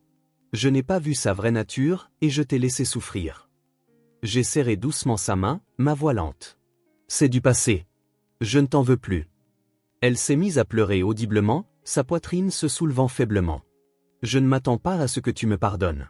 J'espère juste que s'il y a une prochaine vie, que je ne serai pas ta belle-mère, pour que je puisse être une étrangère et te traiter avec la gentillesse que tu mérites. » Ces mots ont été comme un couteau doux tranchant mon cœur. J'ai baissé la tête, mes propres larmes tombant sur sa main sèche et ridée. « Dans cette vie, notre dette l'un envers l'autre est payée. Tu peux te reposer maintenant. » Elle a hoché faiblement la tête, sa respiration ralentissant jusqu'à ce que la ligne sur le moniteur cardiaque s'étire en une longue tonalité plate. David s'est effondré en sanglots. Mais je suis restée là, silencieuse, le cœur vide. Ce n'était pas la douleur de perdre mes propres parents, juste une tristesse profonde et lasse, comme de fermer le dernier chapitre d'une relation qui avait atteint sa fin absolue. Les funérailles ont été simples. J'y suis resté du début à la fin, remplissant mon dernier devoir de belle-fille. Les parents me regardaient avec un mélange de curiosité, de pitié et de malaise. Je m'en fichais. Je faisais juste ce que ma conscience me disait être juste. Michael n'a pas été autorisé à assister. J'ai entendu dire qu'il avait demandé une permission de sortie de l'établissement mais qu'elle lui avait été refusée. J'ai regardé le portrait de sa mère et je me suis demandé à quel point elle avait souffert à la fin, sachant que son fils était perdu mais qu'il était trop tard. Après le service, David m'a raccompagné à ma voiture. Il a baissé la tête très bas. « Émilie, je ne pense pas pouvoir jamais te rembourser ta gentillesse. » J'ai posé une main sur son épaule. « Vis simplement une bonne vie, David. C'est suffisant. » Ne laisse pas ta mère s'inquiéter pour toi de l'autre côté. Il a hoché la tête, les yeux rouges. En rentrant dans mon petit appartement, j'ai verrouillé la porte et me suis appuyé contre elle. Pour la première fois depuis très longtemps, j'ai pleuré à chaudes larmes. Pas pour Michael, pas pour sa mère, mais pour un chapitre douloureux de ma vie qui s'était officiellement terminé. J'ai pleuré comme pour dire adieu à la personne que j'étais, la femme aveugle et soumise qui vivait pour les autres jusqu'à s'oublier elle-même. Dans les jours qui ont suivi, je me suis plongé dans le travail comme un moyen de me sauver. J'ai été chargé d'un grand projet qui nécessitait des déplacements constants. Le rythme effréné me laissait peu de temps pour penser. J'ai réalisé que j'étais beaucoup plus forte que je ne l'avais jamais imaginé. Lors d'un voyage d'affaires dans une autre ville, lors d'un dîner avec des partenaires commerciaux, j'ai rencontré Daniel, leur ingénieur principal. Il était réservé, avec un regard calme. Il n'était pas trop amical ni curieux de ma vie personnelle. Notre conversation portait simplement sur le travail, la vie et la famille. Quand il m'a raccompagné à ma voiture, il a souri. « C'était vraiment agréable de parler avec vous ce soir, Émilie.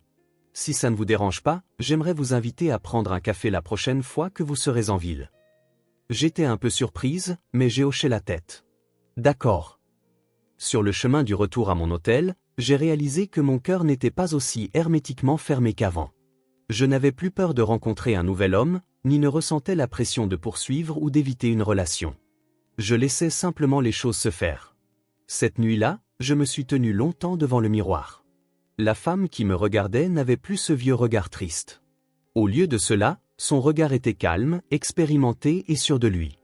Je me suis surprise à sourire, un sourire que je n'avais pas vu sur mon propre visage depuis des années. Ma vie avait tant perdu. Un mariage, une maison, un sentiment de confiance. Mais je m'étais aussi retrouvé, une personne qui ne vivait plus dans la peur et la dépendance. Et je savais que devant moi, un nouveau chemin s'ouvrait tranquillement. Il n'était ni bruyant ni coloré, mais il portait l'espoir. Après ce voyage d'affaires, Daniel et moi sommes restés en contact. Ce n'était pas un tourbillon de messages, juste des textos occasionnels pour prendre des nouvelles du travail. Parfois, il m'envoyait une photo d'un chantier en cours. D'autres fois, je lui envoyais un plan fraîchement achevé. C'était doux, comme un petit ruisseau qui coule entre les rochers. Pas bruyant, mais suffisant pour vous faire savoir que vous n'étiez plus seul dans un espace vide. Un après-midi de week-end, Daniel m'a envoyé un texto. « Es-tu occupé ? Je suis près de ton quartier. Puis-je t'offrir un café ?» J'ai regardé mon balcon. Le ciel était clair. La brise était légère. C'était un rare après-midi où je n'étais pas enseveli sous la paperasse. J'ai répondu « Je descends tout de suite ». Le petit café était niché dans une rue bordée d'arbres. Daniel était déjà là. Quand il m'a vu entrer, il s'est levé et a tiré ma chaise. Il était le même que toujours, calme, poli, sans un seul geste superflu. Nous avons d'abord parlé de travail, puis nous avons progressivement dérivé vers d'autres sujets plus légers. Daniel a demandé très doucement « Tu vis seul depuis longtemps ?» J'ai fixé ma tasse de café un instant avant de répondre « J'ai divorcé il y a un peu plus d'1 an. » Daniel a simplement hoché la tête, sans insister pour avoir des détails. Un instant plus tard, il a dit simplement « J'ai moi-même vécu une perte. Je me suis marié jeune. Ma femme est décédée dans un accident de voiture il y a 4 ans. Depuis, c'est surtout moi et mon travail. » Pour la première fois, j'ai vu une profonde tristesse dans ses yeux, mais ce n'était pas tragique. C'était calme, comme la surface d'un lac immobile. J'ai soudain compris pourquoi il n'était pressé pour rien. Nous n'en avons plus parlé, comme si nous avions un accord tacite que certaines douleurs n'ont pas besoin d'être étalées avec trop de mots. Après ce jour, Daniel a commencé à me rendre visite de temps en temps. Parfois, il apportait un sac de fruits. D'autres fois, juste une tasse de chocolat chaud le soir. Il n'a jamais dépassé les bornes, n'a jamais rien exigé. Il arrivait à une heure raisonnable et partait à une heure raisonnable. Ce respect des limites me mettait en sécurité. Un jour, David m'a appelé avec une nouvelle qui m'a glacé. Michael, il a eu une attaque cérébrale à l'établissement. Il est aux soins intensifs en ce moment. Je suis restée silencieuse, les vieux souvenirs s'agitant comme une fine couche de poussière soulevée dans l'air. Tu n'as pas à y aller, a ajouté rapidement David. Je voulais juste te le faire savoir. Je suis resté longtemps près de la fenêtre, observant les gens en bas. Une partie de moi voulait se détourner, mais une autre partie se souvenait des années où j'avais appelé cet homme mon mari. Finalement, j'ai soupiré. Quelle est l'adresse de l'hôpital ? Je passerai un petit moment. Cette fois, je n'y allais pas en tant qu'épouse ou parente. J'y allais en tant que vieille connaissance rendant visite à un morceau de mon passé. Michael était allongé sur le lit d'hôpital, son corps d'une maigreur squelettique, un côté de son visage affaissé par l'attaque.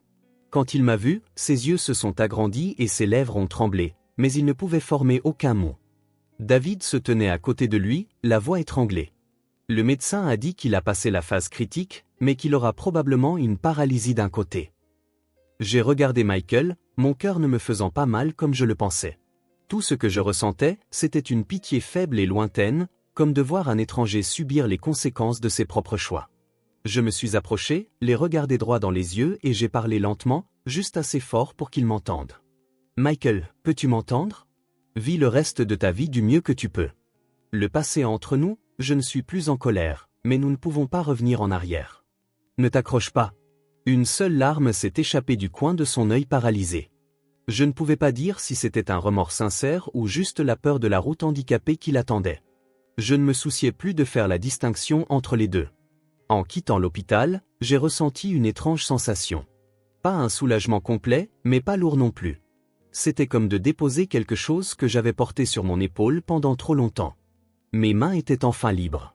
Ce soir-là, Daniel m'attendait à l'entrée de mon immeuble. Il m'a regardé attentivement. « Es-tu fatigué ?» J'ai hoché légèrement la tête, sans dire grand-chose. Il a simplement ouvert la portière de la voiture pour moi, a allumé le chauffage et a conduit en silence. Ce silence ne me semblait pas solitaire. Au contraire, il me semblait sûr. Quand la voiture s'est arrêtée devant mon immeuble, il a dit « Si jamais tu as besoin de parler à quelqu'un, je suis là. » Je me suis tourné pour le regarder. Le lampadaire projetait une lueur douce et constante sur son visage. Pour la première fois depuis de nombreuses années, mon cœur a tressailli, non pas de douleur, mais d'un sentiment chaleureux, hésitant, mais sincère. « Merci », ai-je dit doucement. Il a hoché la tête, ne me poussant pas à en dire plus. Dans les jours qui ont suivi, j'ai été occupé à réorganiser ma vie. J'ai fait ramener les cendres de ma belle-mère dans sa ville natale, comme David l'avait souhaité. J'ai allumé de l'encens pour elle une dernière fois, me tenant longtemps devant sa nouvelle tombe. Je ne l'appelais plus « maman » dans mon cœur, mais je me suis incliné comme quelqu'un qui avait autrefois fait partie de la famille. Sur le chemin du retour, j'ai envoyé un texto à Daniel. « Je vais mieux maintenant. » Il a répondu instantanément. « C'est bon à entendre. Quand tu seras libre, laisse-moi t'emmener dîner. » J'ai regardé le message et j'ai souri, un sourire très différent. Plus timide. Je savais que j'étais assez forte pour faire un autre pas en avant. Non pas pour oublier le passé, mais pour empêcher le passé de me retenir. Après l'invitation à dîner de Daniel, je n'ai pas répondu tout de suite. Non pas parce que j'hésitais, mais parce que je voulais me poser une question claire. De quoi ai-je encore peur ? J'avais eu peur d'aimer, de faire confiance, de même recommencer. Mais je comprenais maintenant que si je gardais mon cœur enfermé par peur, je passerais toute ma vie sur la défensive. Je lui ai renvoyé un texto. « Je suis libre ce week-end. » Daniel a répondu par un seul mot. « D'accord. » Mais ce seul mot a suffi à réchauffer mon cœur. Ce week-end-là, nous nous sommes retrouvés dans un petit restaurant au bord de la rivière. Ce n'était pas chic, juste quelques tables en bois sous des guirlandes de lumière jaune avec une brise fraîche venant de l'eau. Daniel est arrivé en avance, comme toujours. Il s'est levé quand il m'a vu, ses yeux ne cachant pas son plaisir. La circulation était mauvaise ? J'ai secoué la tête. Non, le trajet en taxi a été rapide. Nous avons commandé des plats simples et avons parlé non pas du travail, non pas du passé, juste des choses de tous les jours. La cuisine de sa ville natale, un souvenir d'enfance, si nous préférions le café ou le thé le matin. J'ai soudain réalisé que cela faisait très longtemps que je n'avais pas pu parler à un homme sans me sentir tendu ou sur mes gardes.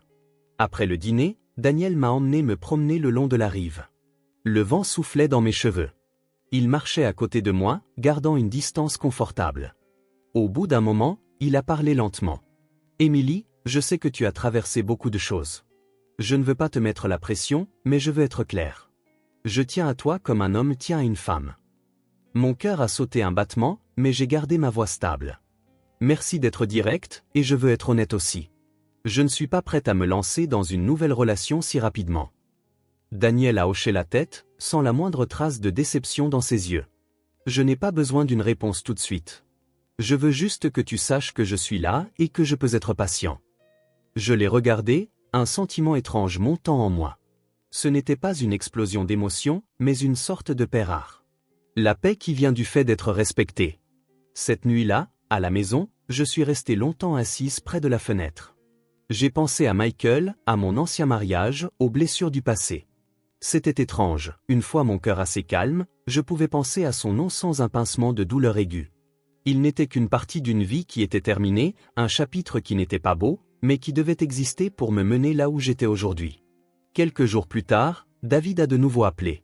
Cette fois, sa voix était plus fatiguée. « Emily, Mike s'affaiblit.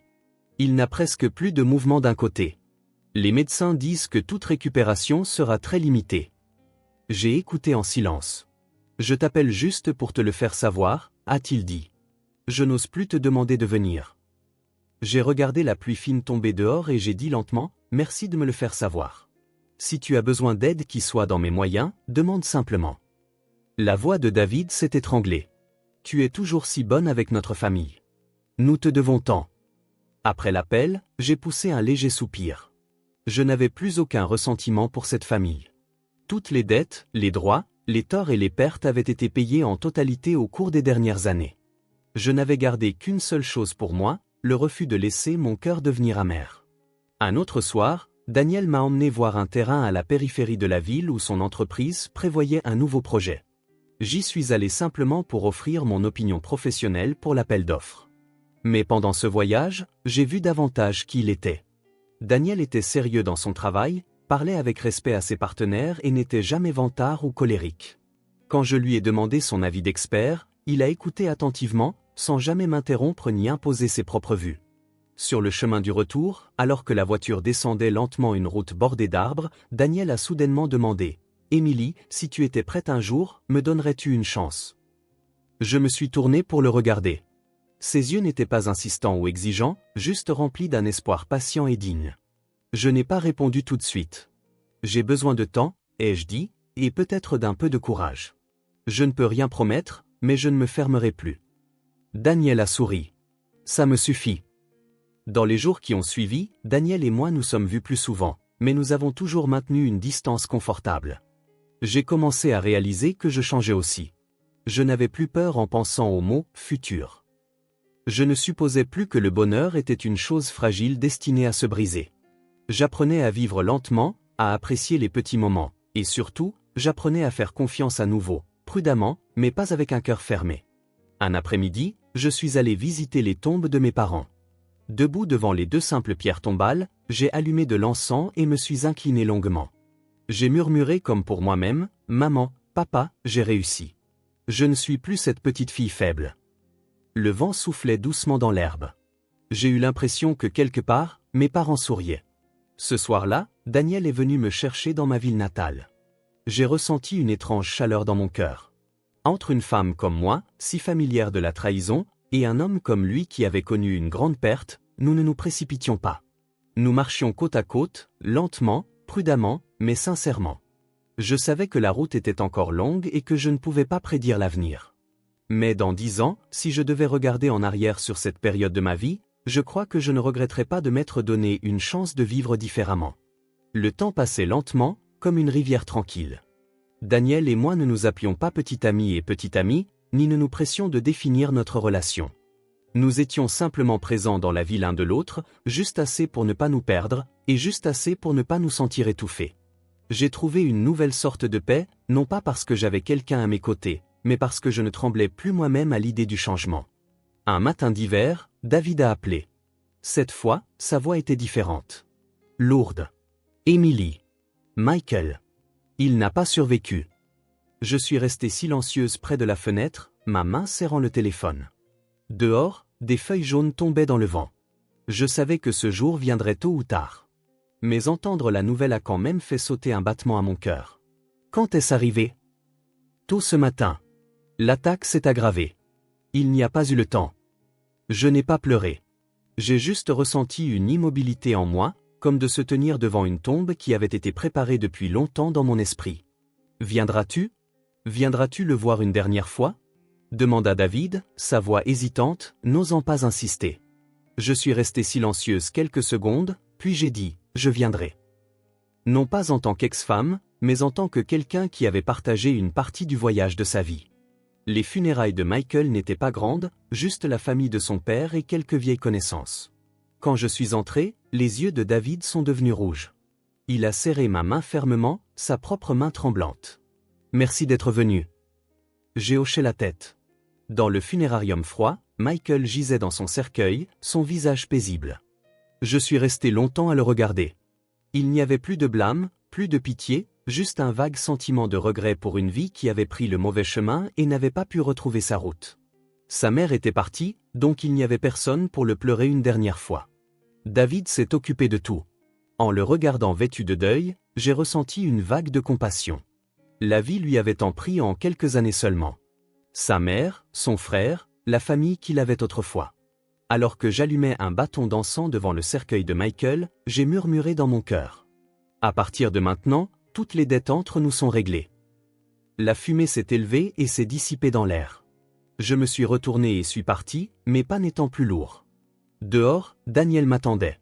Il n'a pas posé de questions, m'a juste tendu un mouchoir quand il a vu que mes yeux étaient rouges.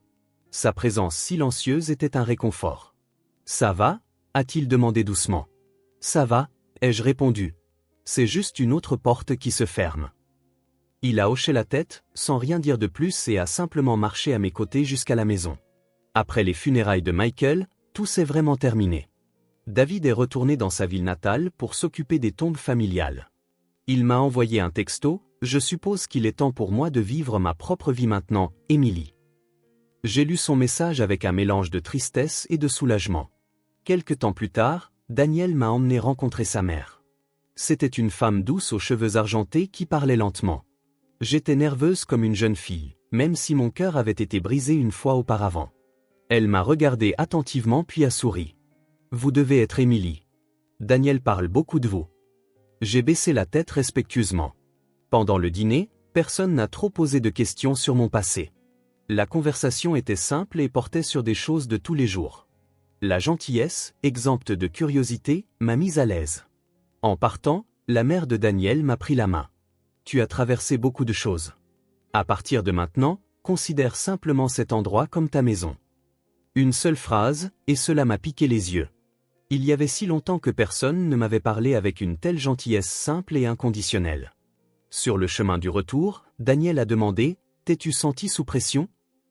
J'ai secoué la tête. « Non, toi et ta mère m'avez fait me sentir très en sécurité. » Daniel a souri, ses yeux s'adoucissant. « Je veux juste que tu te sentes en paix quand tu es avec moi. » Cette nuit-là, de retour à la maison, je me suis regardé longtemps dans le miroir.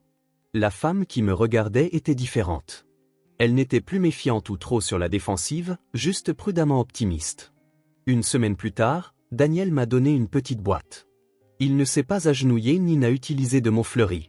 Il m'a juste regardé et a dit lentement « Émilie, je ne peux pas te promettre une vie parfaite, mais je te promets que je ne te tromperai jamais.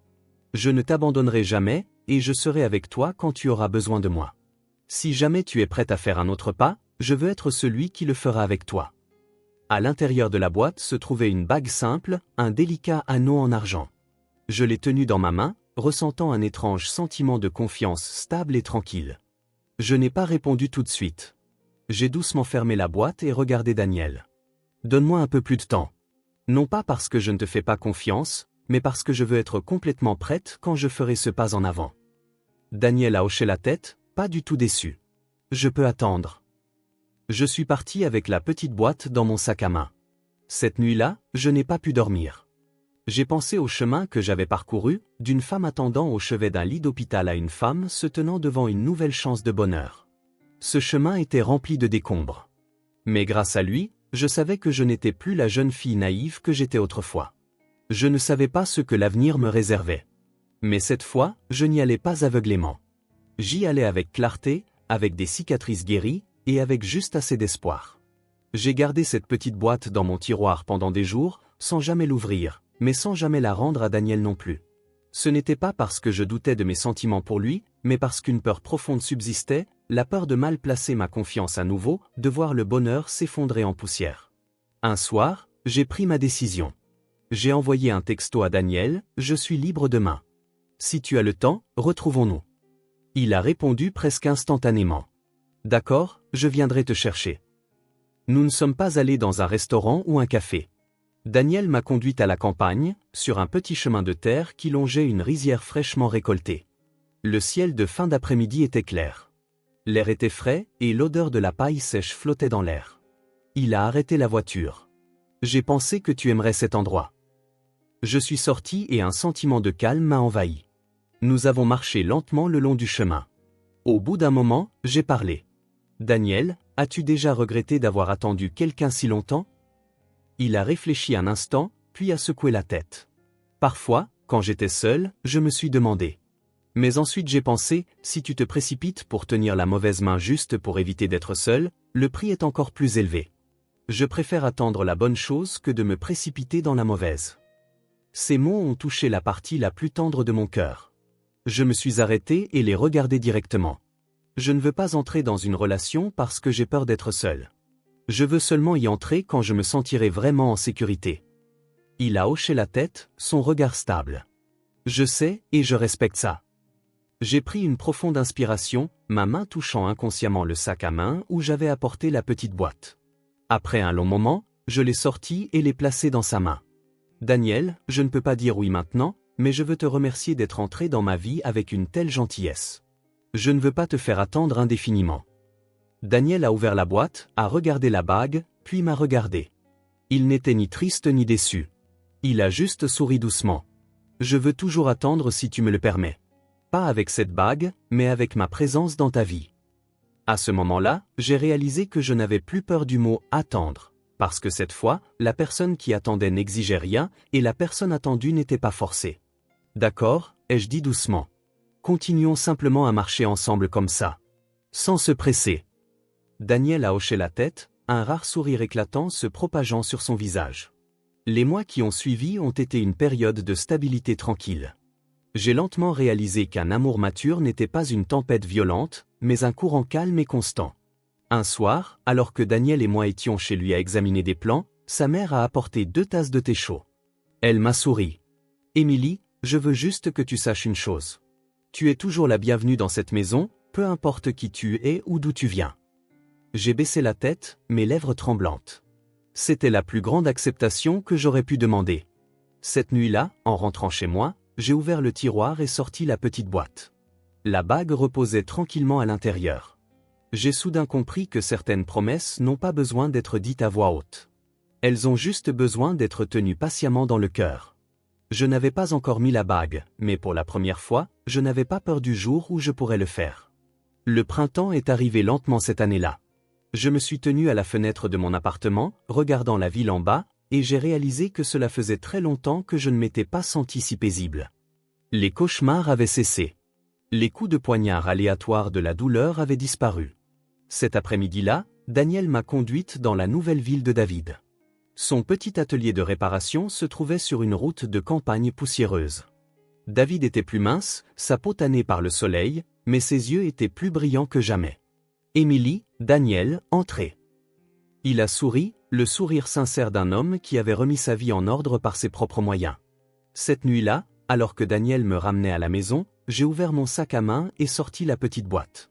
Ma main était stable, mon cœur battant lentement mais clairement. « Ouvre-la », ai-je dit. Il l'a fait. La bague en argent reposait tranquillement dans sa paume. J'ai parlé lentement, chaque mot soigneusement pesé. Je ne peux pas promettre que nous ne nous disputerons jamais ou que nous ne serons jamais tristes. Je ne peux pas promettre que je serai une épouse parfaite. Mais je sais une chose. Si je ne fais pas un pas en avant aujourd'hui, je pourrai passer le reste de ma vie debout derrière ma peur, et je ne veux plus de ça. Daniel m'a regardé longuement, les yeux embués. Il n'a pas dit un mot, a juste pris doucement la bague et l'a glissée à mon doigt. Elle me allait parfaitement, comme si elle avait été faite pour moi. « Épouse-moi à ta manière, Émilie », a-t-il murmuré. « Laisse le temps répondre pour tout le reste. » J'ai hoché la tête. Je n'ai pas pleuré. J'ai juste senti une douce chaleur se répandre dans ma poitrine. Notre mariage a été petit. David était là. Alors que je me tenais dans ma simple robe blanche, j'ai pensé à la femme que j'étais, celle qui s'est effondrée dans un hôpital, qui a enduré un mariage plein de mensonges. J'ai finalement compris que le chemin vers la paix ne consiste pas à tout oublier, mais à oser regarder ses blessures en face et à avancer ensuite sans trembler. Après le mariage, Daniel et moi avons emménagé dans une petite maison qu'il possédait. Elle n'était pas grandiose, mais chaque soir, une lumière jaune et chaude brillait aux fenêtres. Il y avait le bruit de la vaisselle qui s'entrechoquait dans la cuisine. Il y avait quelqu'un qui attendait mon retour à la maison, et c'était plus que suffisant. Parfois, je rêvais encore de Michael, mais il passait comme un étranger. Il n'y avait plus de dette entre nous. Je me réveillais en ne ressentant que la paix. Un matin, alors que je buvais du thé sur le porche, Daniel a posé une main sur mon épaule. « Amy » a-t-il dit doucement. « Je n'ai jamais posé de questions sur ton passé, mais je veux te dire une chose. Je suis reconnaissant que tu aies été assez forte pour arriver jusqu'ici. » J'ai pris sa main. « Et je suis reconnaissante que tu aies attendu. » Nous nous sommes regardés. Plus aucun mot n'était nécessaire. La vie a des pertes qui ne peuvent jamais être remplacées. J'ai perdu un mariage. J'ai perdu la confiance. J'ai perdu des années de ma jeunesse dans l'angoisse. Mais en retour, j'ai appris à me tenir droite. J'ai appris la valeur de la gentillesse, de faire confiance à la bonne personne au bon moment. Si je n'avais pas vu cette vidéo de sécurité, si je n'avais pas osé affronter la vérité, je vivrais peut-être encore aujourd'hui dans un beau mensonge. Et si je n'avais pas été assez courageuse pour laisser le passé derrière moi, je n'aurais jamais trouvé ce présent paisible. Finalement, j'ai compris quelque chose de très simple. Le bonheur ne consiste pas à ne jamais être brisé. Le bonheur, c'est avoir le courage de faire confiance, de vivre et d'aimer à nouveau après avoir été brisé, avec un cœur qui connaît la douleur mais ne s'accroche plus au ressentiment. L'histoire d'Émilie est un long voyage de larmes, de trahison, d'effondrement et de renaissance. D'une épouse vivant dans une foi aveugle, elle a payé un prix en jeunesse, en dignité et en douleur profonde. Mais c'est de cette obscurité qu'elle a appris à se relever, redécouvrant la valeur de la clarté, de l'honneur et du respect de soi. Cette histoire est un rappel que si l'endurance aveugle peut sembler un noble sacrifice, elle ne fait souvent que prolonger la tragédie. Lorsque le respect et l'honnêteté ont disparu, la patience ne fait qu'approfondir les blessures. La plus grande leçon de l'histoire d'Émilie n'est pas la vengeance ou le ressentiment, mais le courage d'affronter la vérité, de choisir à nouveau et de prendre la responsabilité de sa propre vie. Dans la vie, il faut parfois accepter la perte pour conserver ce qui est plus important, sa propre valeur. L'argent peut être regagné. L'amour peut être reconstruit, mais une fois que le respect de soi est perdu, il est incroyablement difficile à retrouver. Ne vous accrochez pas à une relation toxique par peur d'être seul. Ne vous torturez pas pour plaire aux autres. Émilie a trouvé le bonheur non pas parce qu'elle a eu de la chance, mais parce qu'elle le méritait. Elle méritait une vie paisible après tout ce qu'elle avait enduré. Son nouveau bonheur n'est pas venu comme une compensation, mais comme le résultat de sa croissance. Si vous vous trouvez dans une situation comme celle d'Émilie, rappelez-vous que vous avez le droit de choisir votre propre vie, peu importe à quel point il peut sembler tard. Parfois, lâcher prise n'est pas une perte, mais le début d'un nouveau voyage.